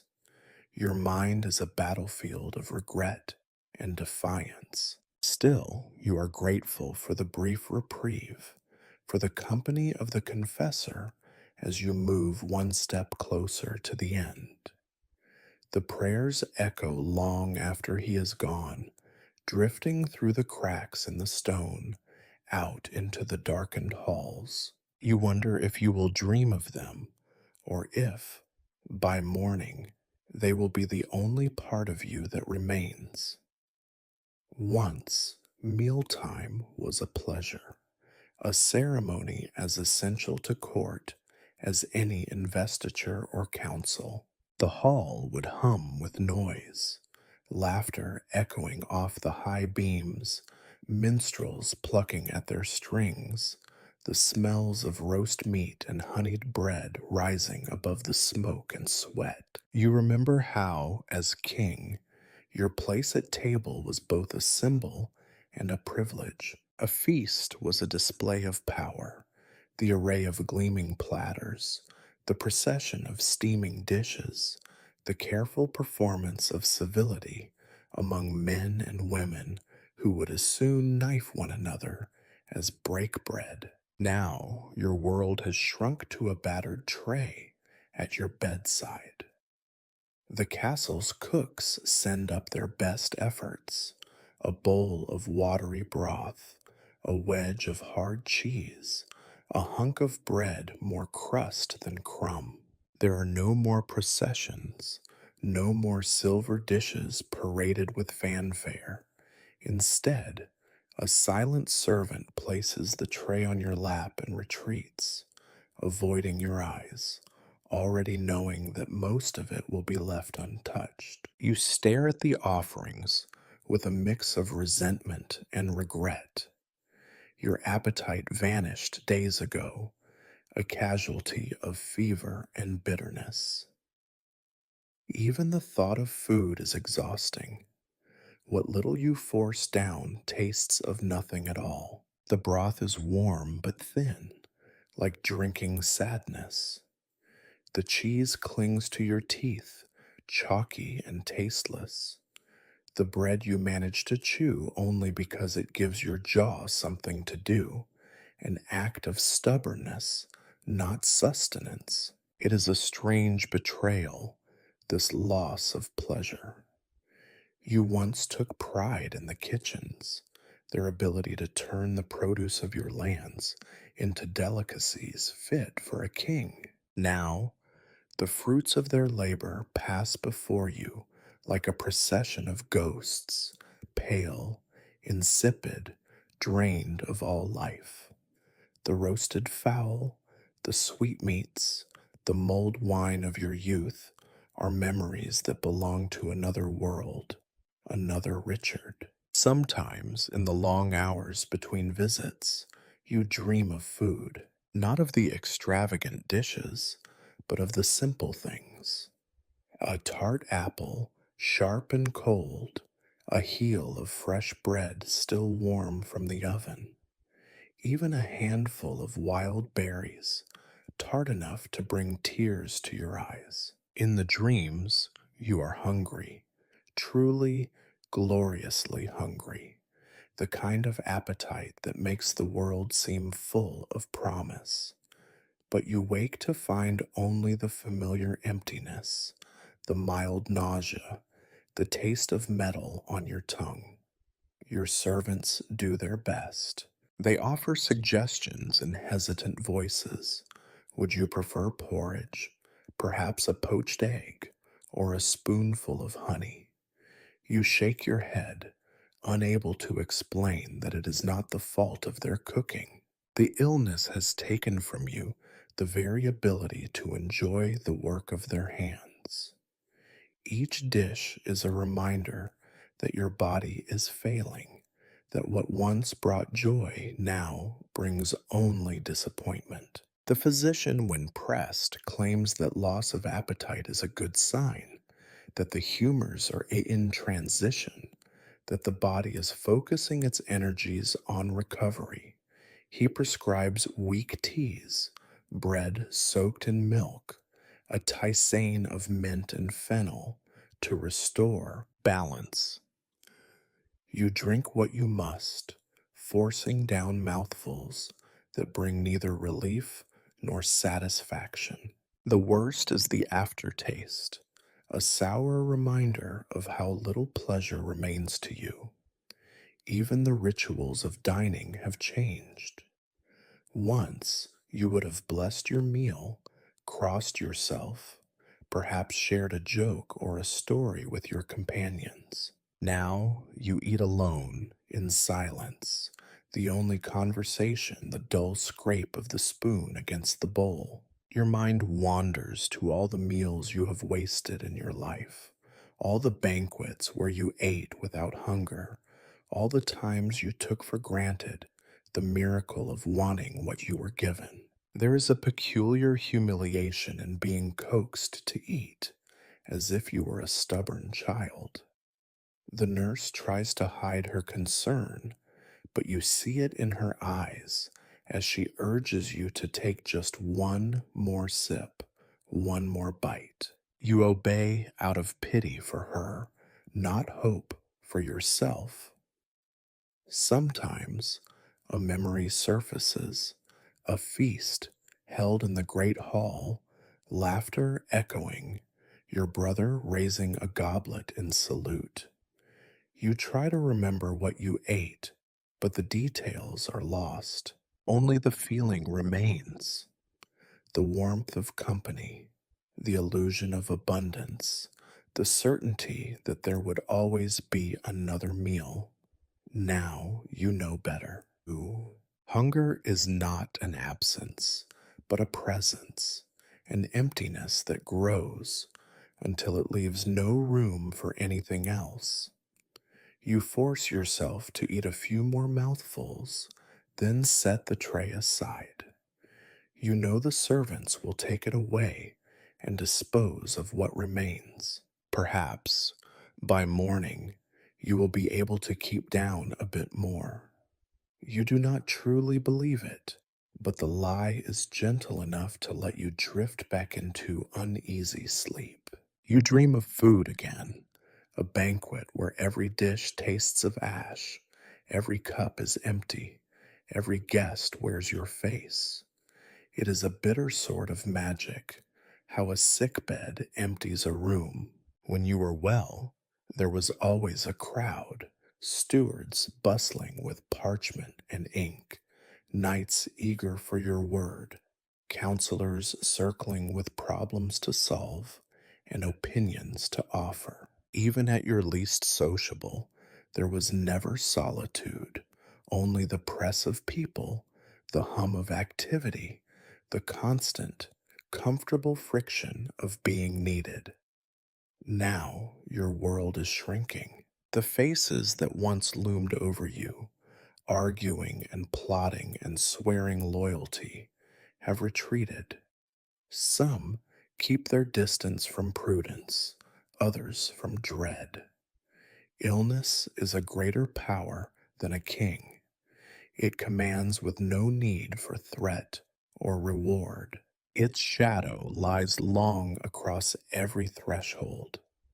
You have watched as even your most loyal servants slip away, one by one, until their absence is more tangible than their presence ever was. There are practical reasons, of course. The court is afraid. Each new cough in the corridor is another warning, another excuse to linger outside your chamber instead of within. Sickness is not just a risk to the body, but a challenge to the order of things. You see it in the way your counselors send messages instead of appearing in person. When they do visit, they stand at a safe distance, their expressions a careful mask of concern edged with calculation. No one wants to catch what ails the king. No one wants to be named as his favorite if the king does not recover. Some of your oldest friends have vanished entirely. You remember when Lord Hastings would sit at your side, trading stories until you forgot the world outside the chamber. Now, his visits have dwindled to brief inquiries, passed through a servant with eyes averted. Others, men and women whose loyalty you once trusted, are simply gone, their excuses vague, their motives painfully obvious. Even your fool, whose jests once echoed from the rafters, is nowhere to be seen. There is no appetite for laughter in a room so full of endings. It is not only avoidance, illness has taken many already. You think of Sir Robert, coughing blood into his hands even as he tried to reassure you. Lady Anne, always frail, was the first to withdraw.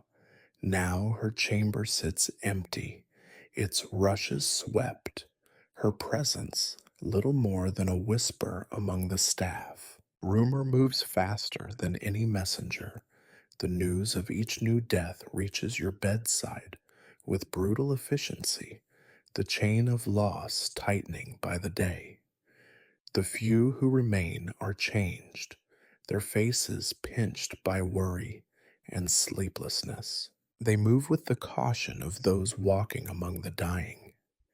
The nurse who sits with you in the small hours keeps her distance when she can.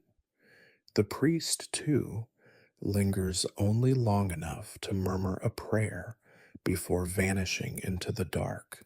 You wonder if they draw lots to see who must attend you next, each hoping for the mercy of, of some other duty, some less dangerous obligation.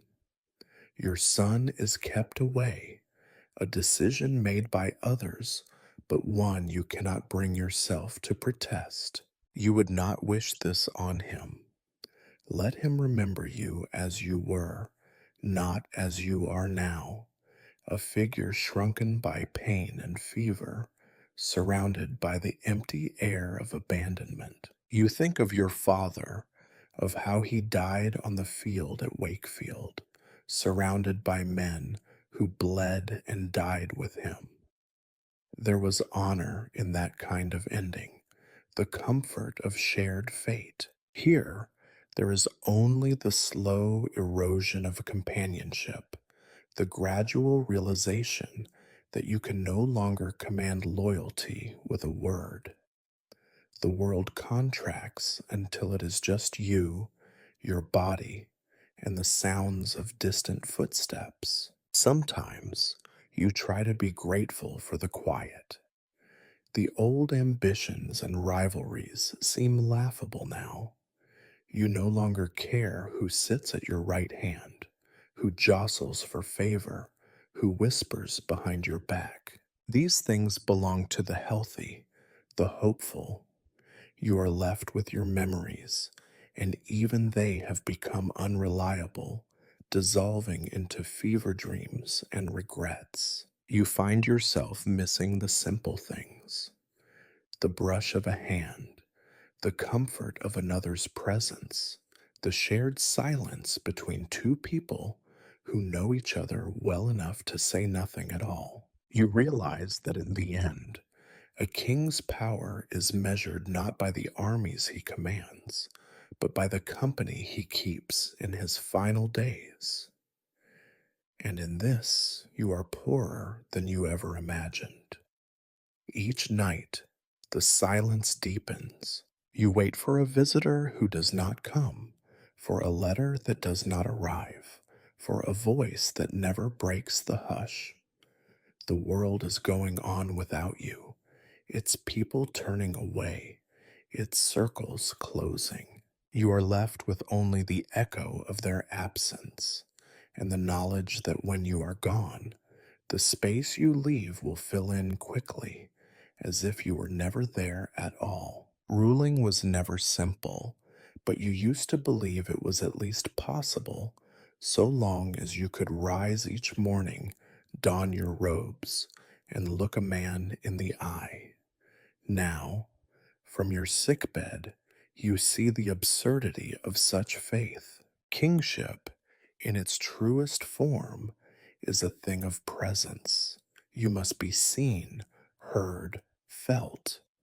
But your world has shrunk to four close walls, a mountain of damp pillows, and the breathless hush of those who wait to see if you will rise again or not at all. The business of the kingdom continues, or so your courtiers insist. They bring you papers to sign, holding the parchment just close enough for you to scrawl a jagged mark. Each time you see your own signature, crooked and weak, it feels less like authority and more like a relic of someone else's hand. The affairs of state march on, taxes to be levied, disputes to be settled, alliances to be maintained, but it is not your judgment that drives them, only your name, repeated out of habit, as if invoking the memory of kingship will make it real. You sense the hunger in those around you, an appetite sharpened by your absence.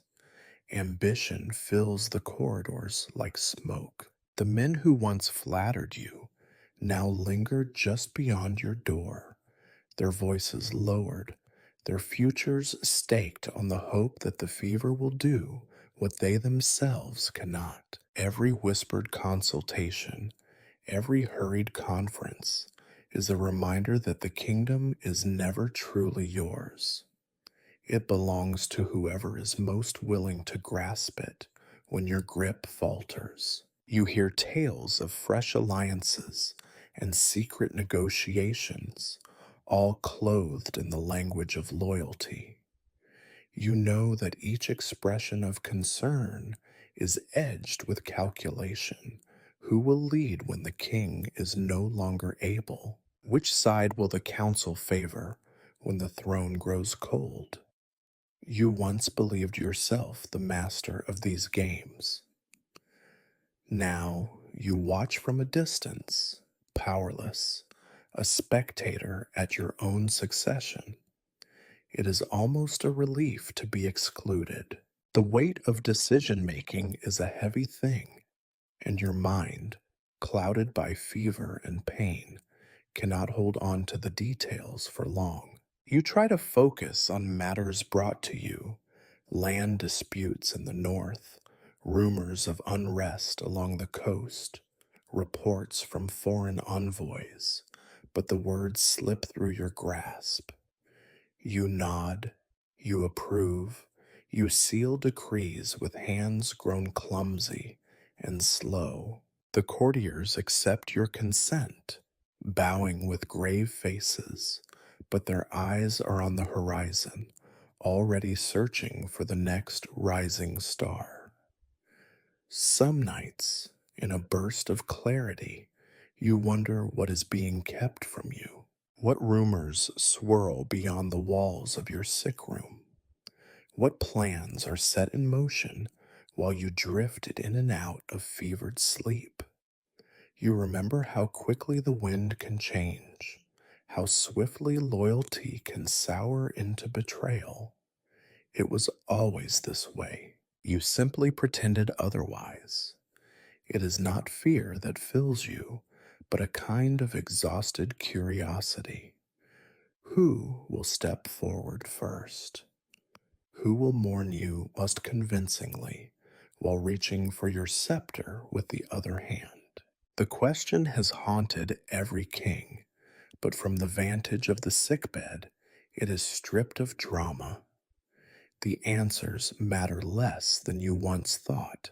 In the end, all that remains is the memory of power, flickering and dim, as easily extinguished as a candle at the window.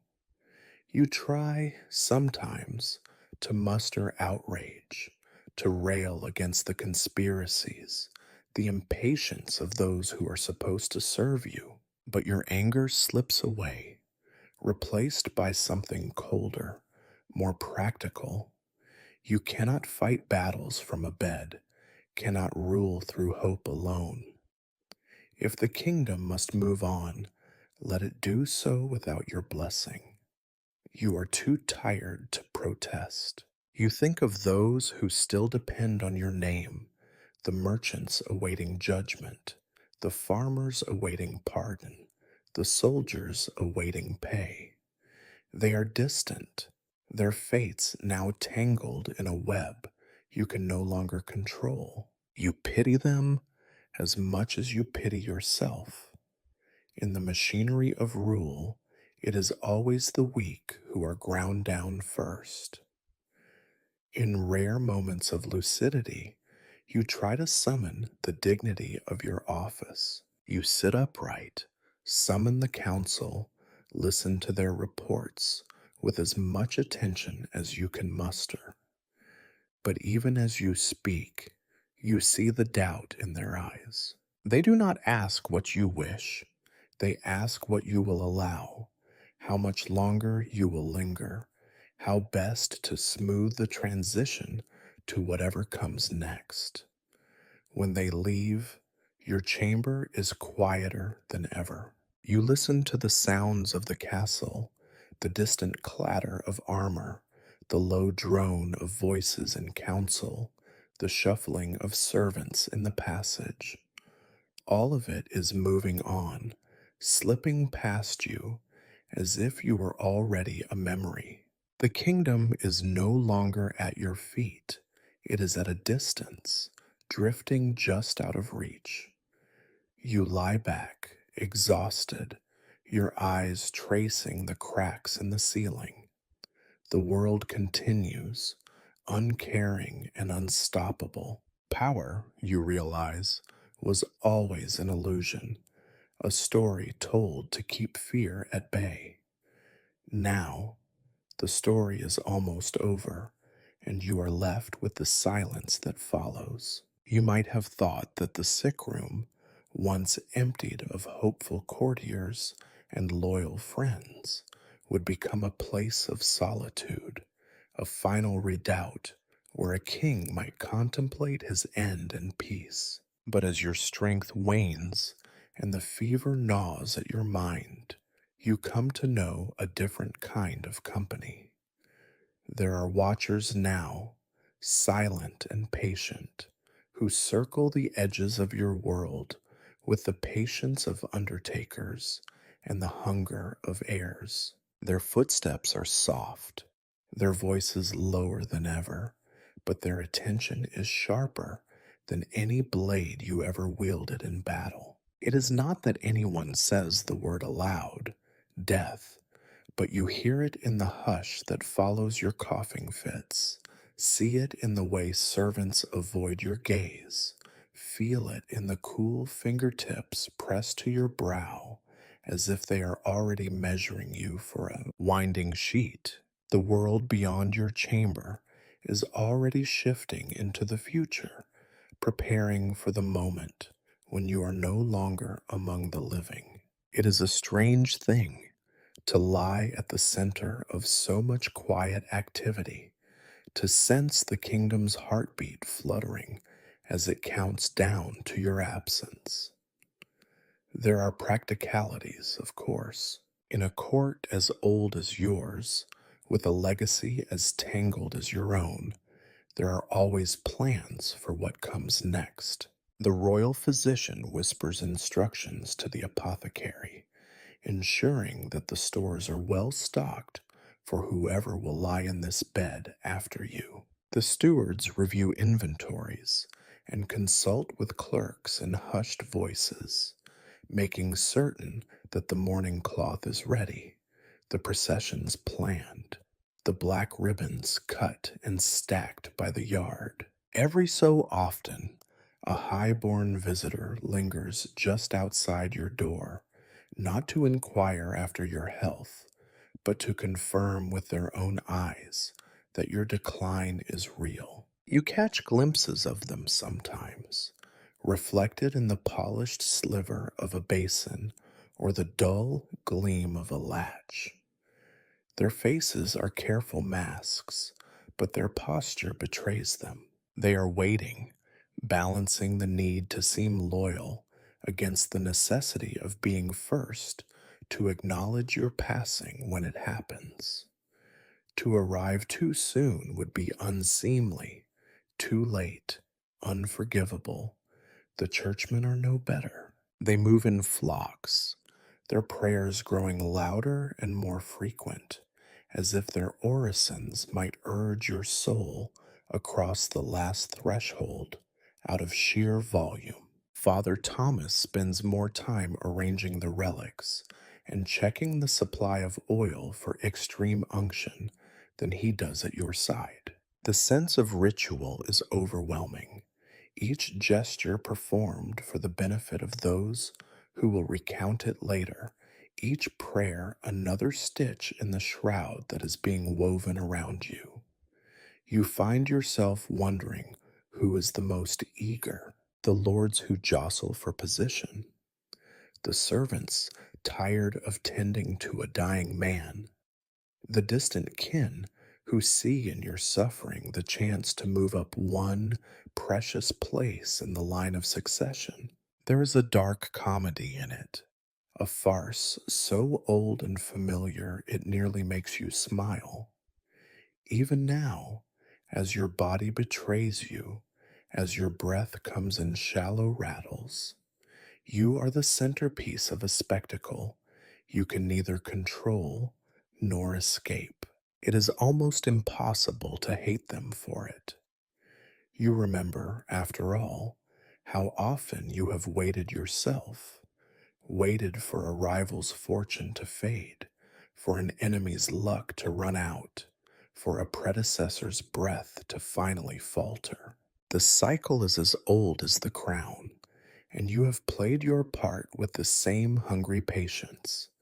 Now, you are simply on the other side of the curtain, watching your own story wind down while the next actors prepare their lines. Outside your door, the castle seems to breathe differently, as if every wall is exhaling in anticipation. The great clock in the hall is wound tighter than ever, each tick another reminder that time is no longer your ally.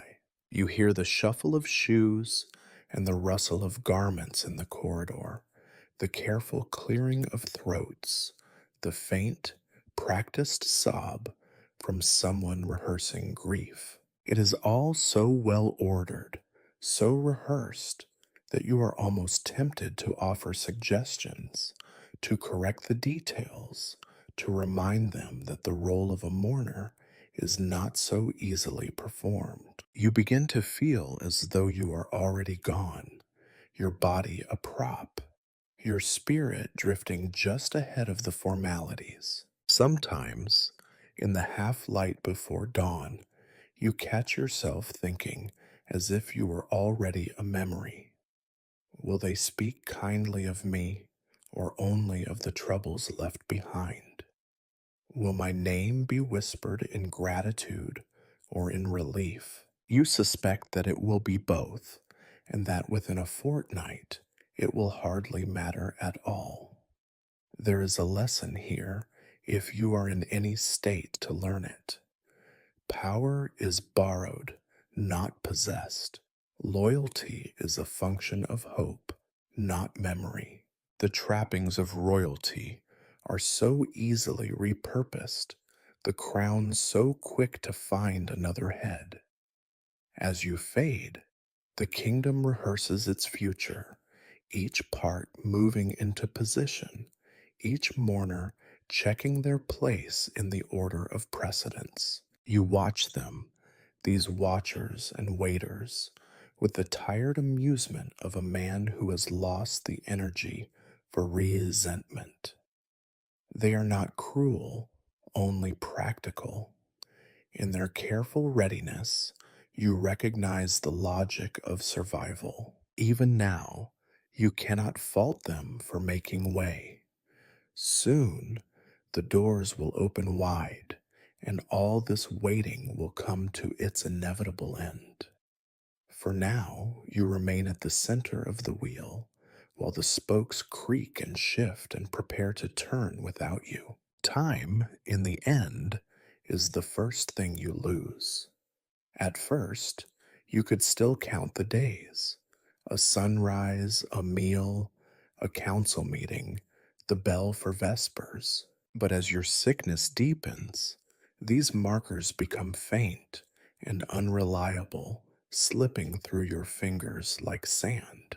The hours blur together, the rhythms of prayer and medicine and silence blending until you cannot say what day it is, or even if the sun has truly risen at all. The chamber grows dimmer, whether from drawn curtains or from the failure of your own eyes, you cannot say.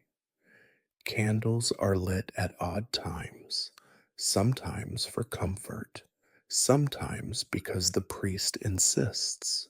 At some point, the clock in the hall ceases to matter, its chimes no more urgent than the sound of your own uneven breath. Sleep comes and goes without warning, shallow and dreamless, and when you wake, the world has shifted again. The rituals of the dying have their own clockwork.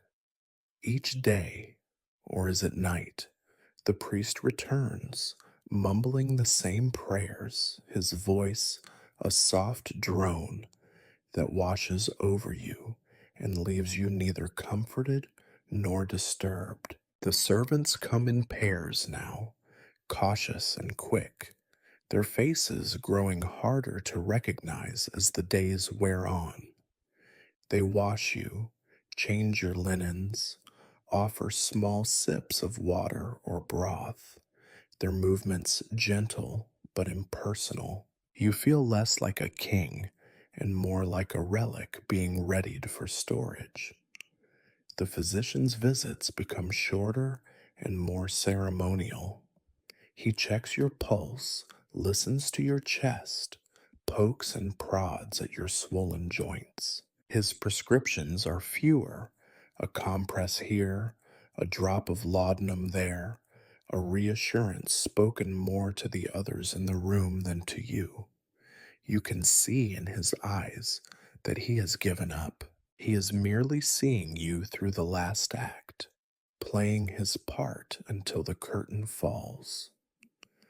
The prayers, once a comfort, have become a background noise, the spoken equivalent of dust motes in the air. They are as relentless as the ticking of the clock, as repetitive as the scraping of a spoon in a bowl. Hail Mary, full of grace, the Lord is with thee. Deliver us from evil, now and at the hour of our death. It all blends together, a tide that rises and falls without ever breaking on the shore. You try, sometimes, to piece together the order of things. Was it yesterday or the day before that your cousin visited? Was it morning or evening when the council brought their papers for your signature? The distinctions have slipped beyond your grasp. Even the pain, which once marked the hours, is now just a constant hum, sometimes louder, sometimes quieter, but always there, a reminder that you are not quite finished yet. The world outside your window might as well be a myth. You hear nothing of the marketplace, the stables, the chatter of the guards. Occasionally, the distant sound of a bell or the faint shouts of children reach you, but you cannot be certain they are real. They might be memories echoing through the hollow chambers of your mind, or dreams you have half remembered in fever. Your body, too, betrays the passing of time. The weight has dropped from your bones, your skin is thin and papery, bruised by every touch. The rash is fading now, replaced by a mottled pallor. Your hands are unrecognizable, clawed and bony, trembling with every effort. Breathing is a labor, and you have begun to dread the effort it takes to sit up, to shift your position, to do anything more than lie and listen to the slow collapse of days. Sometimes you wonder if you are already dead, if the rituals and voices and gentle hands are simply the last motions of a world that has yet to notice your passing. The castle, you sense, is preparing itself, each room swept, each torch replaced, each corridor echoing with a little more emptiness than before. There is a hush everywhere, as if the stones themselves are waiting for a signal. The prayers continue, and you mouth the words by habit, not by faith. They are the only punctuation left in your world, the markers that separate one blank moment from the next. You have lost the urge to speak, to ask questions, to make demands. The kingdom, with its quarrels and debts and alliances, is someone else's problem now. Your thoughts wander, unfocused, to old memories, childhood laughter, the warmth of summer sun, the pride of victory on the battlefield. They come and go, flickering at the edge of consciousness, comforting and sad in equal measure. At last, you surrender to the drift. Time no longer matters. Each hour is simply another step toward the end you have felt coming for so long. You let the prayers flow over you. Let the soft footsteps of servants fade into the background. Let the world outside dissolve into silence. You have become a thing apart, neither wholly here nor entirely gone, a king without a kingdom, a memory waiting for the page to turn. There is nothing left but the slow, patient unraveling, the soft collapse of days, and the certainty that soon, even this will be behind you. In the end, there is no clear moment of departure, no trumpet blast or sudden release. Death in the Middle Ages, you discover, is not a singular event, but an ongoing series of negotiations. It is not a glorious charge on a battlefield, a heroic gasp on the ramparts, or the stirring last words of a ruler whose life was a tapestry of deeds and victories. Instead, it is a drawn out process, slow, undramatic, and above all, entirely ordinary. You are Richard, once king, and you have become a creature of routine and ritual. The world outside your chamber may buzz with preparations for the next reign, but here, time is marked by smaller, more intimate events. The changing of linens, the whisper of prayers, the arrival of the apothecary with another useless draught. The room is quieter than ever. The conversations now are little more than a low drone, a practical discussion of what will be needed when you finally, mercifully, stop breathing. You think of how the stories will be told, that Richard III met his fate with dignity, or perhaps with stoic resignation. You almost laugh, though laughter is too costly now, at how little truth there is in those words.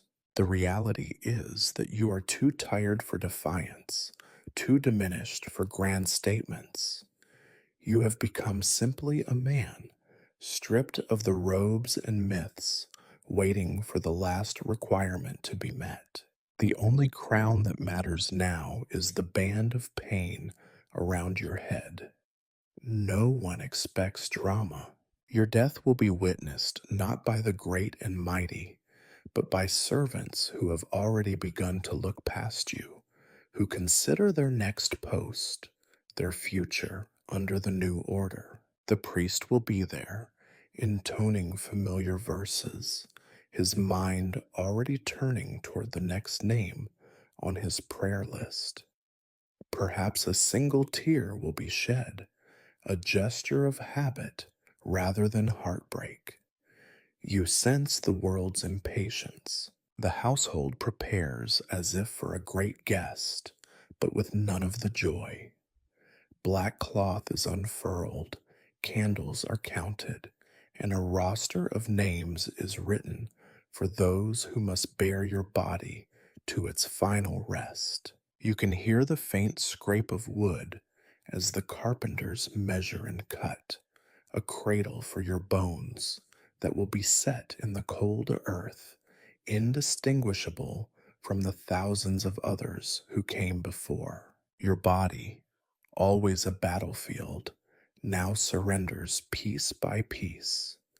The pain ebbs and flows, sometimes sharp, more often dull and distant, as if even your own suffering has grown weary of itself. You drift in and out of awareness, the boundaries of self blurring until you are little more than a shadow stretched out across the sheets. When the end comes, it will be almost a relief, a letting go, a final yielding to the great tide that has pulled at you for so long. It occurs to you that the stories told of kings are almost always lies. They speak of swift endings, of honor and fate. But the truth is that death is not an act, but a series of losses, breath by breath, memory by memory, dignity by dignity. Your legend will be edited, polished, turned into an example or a warning, depending on who tells it.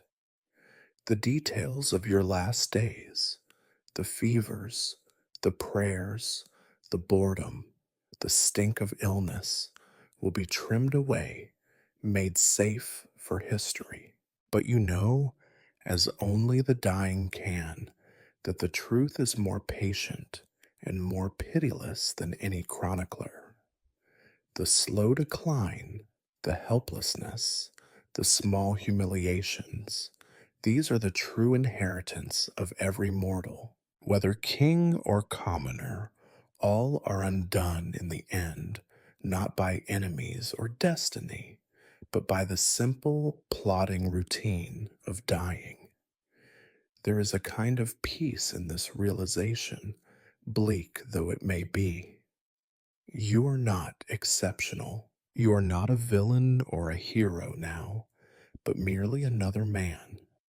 One more name for the burial roll, one more story for the next generation to retell as they see fit.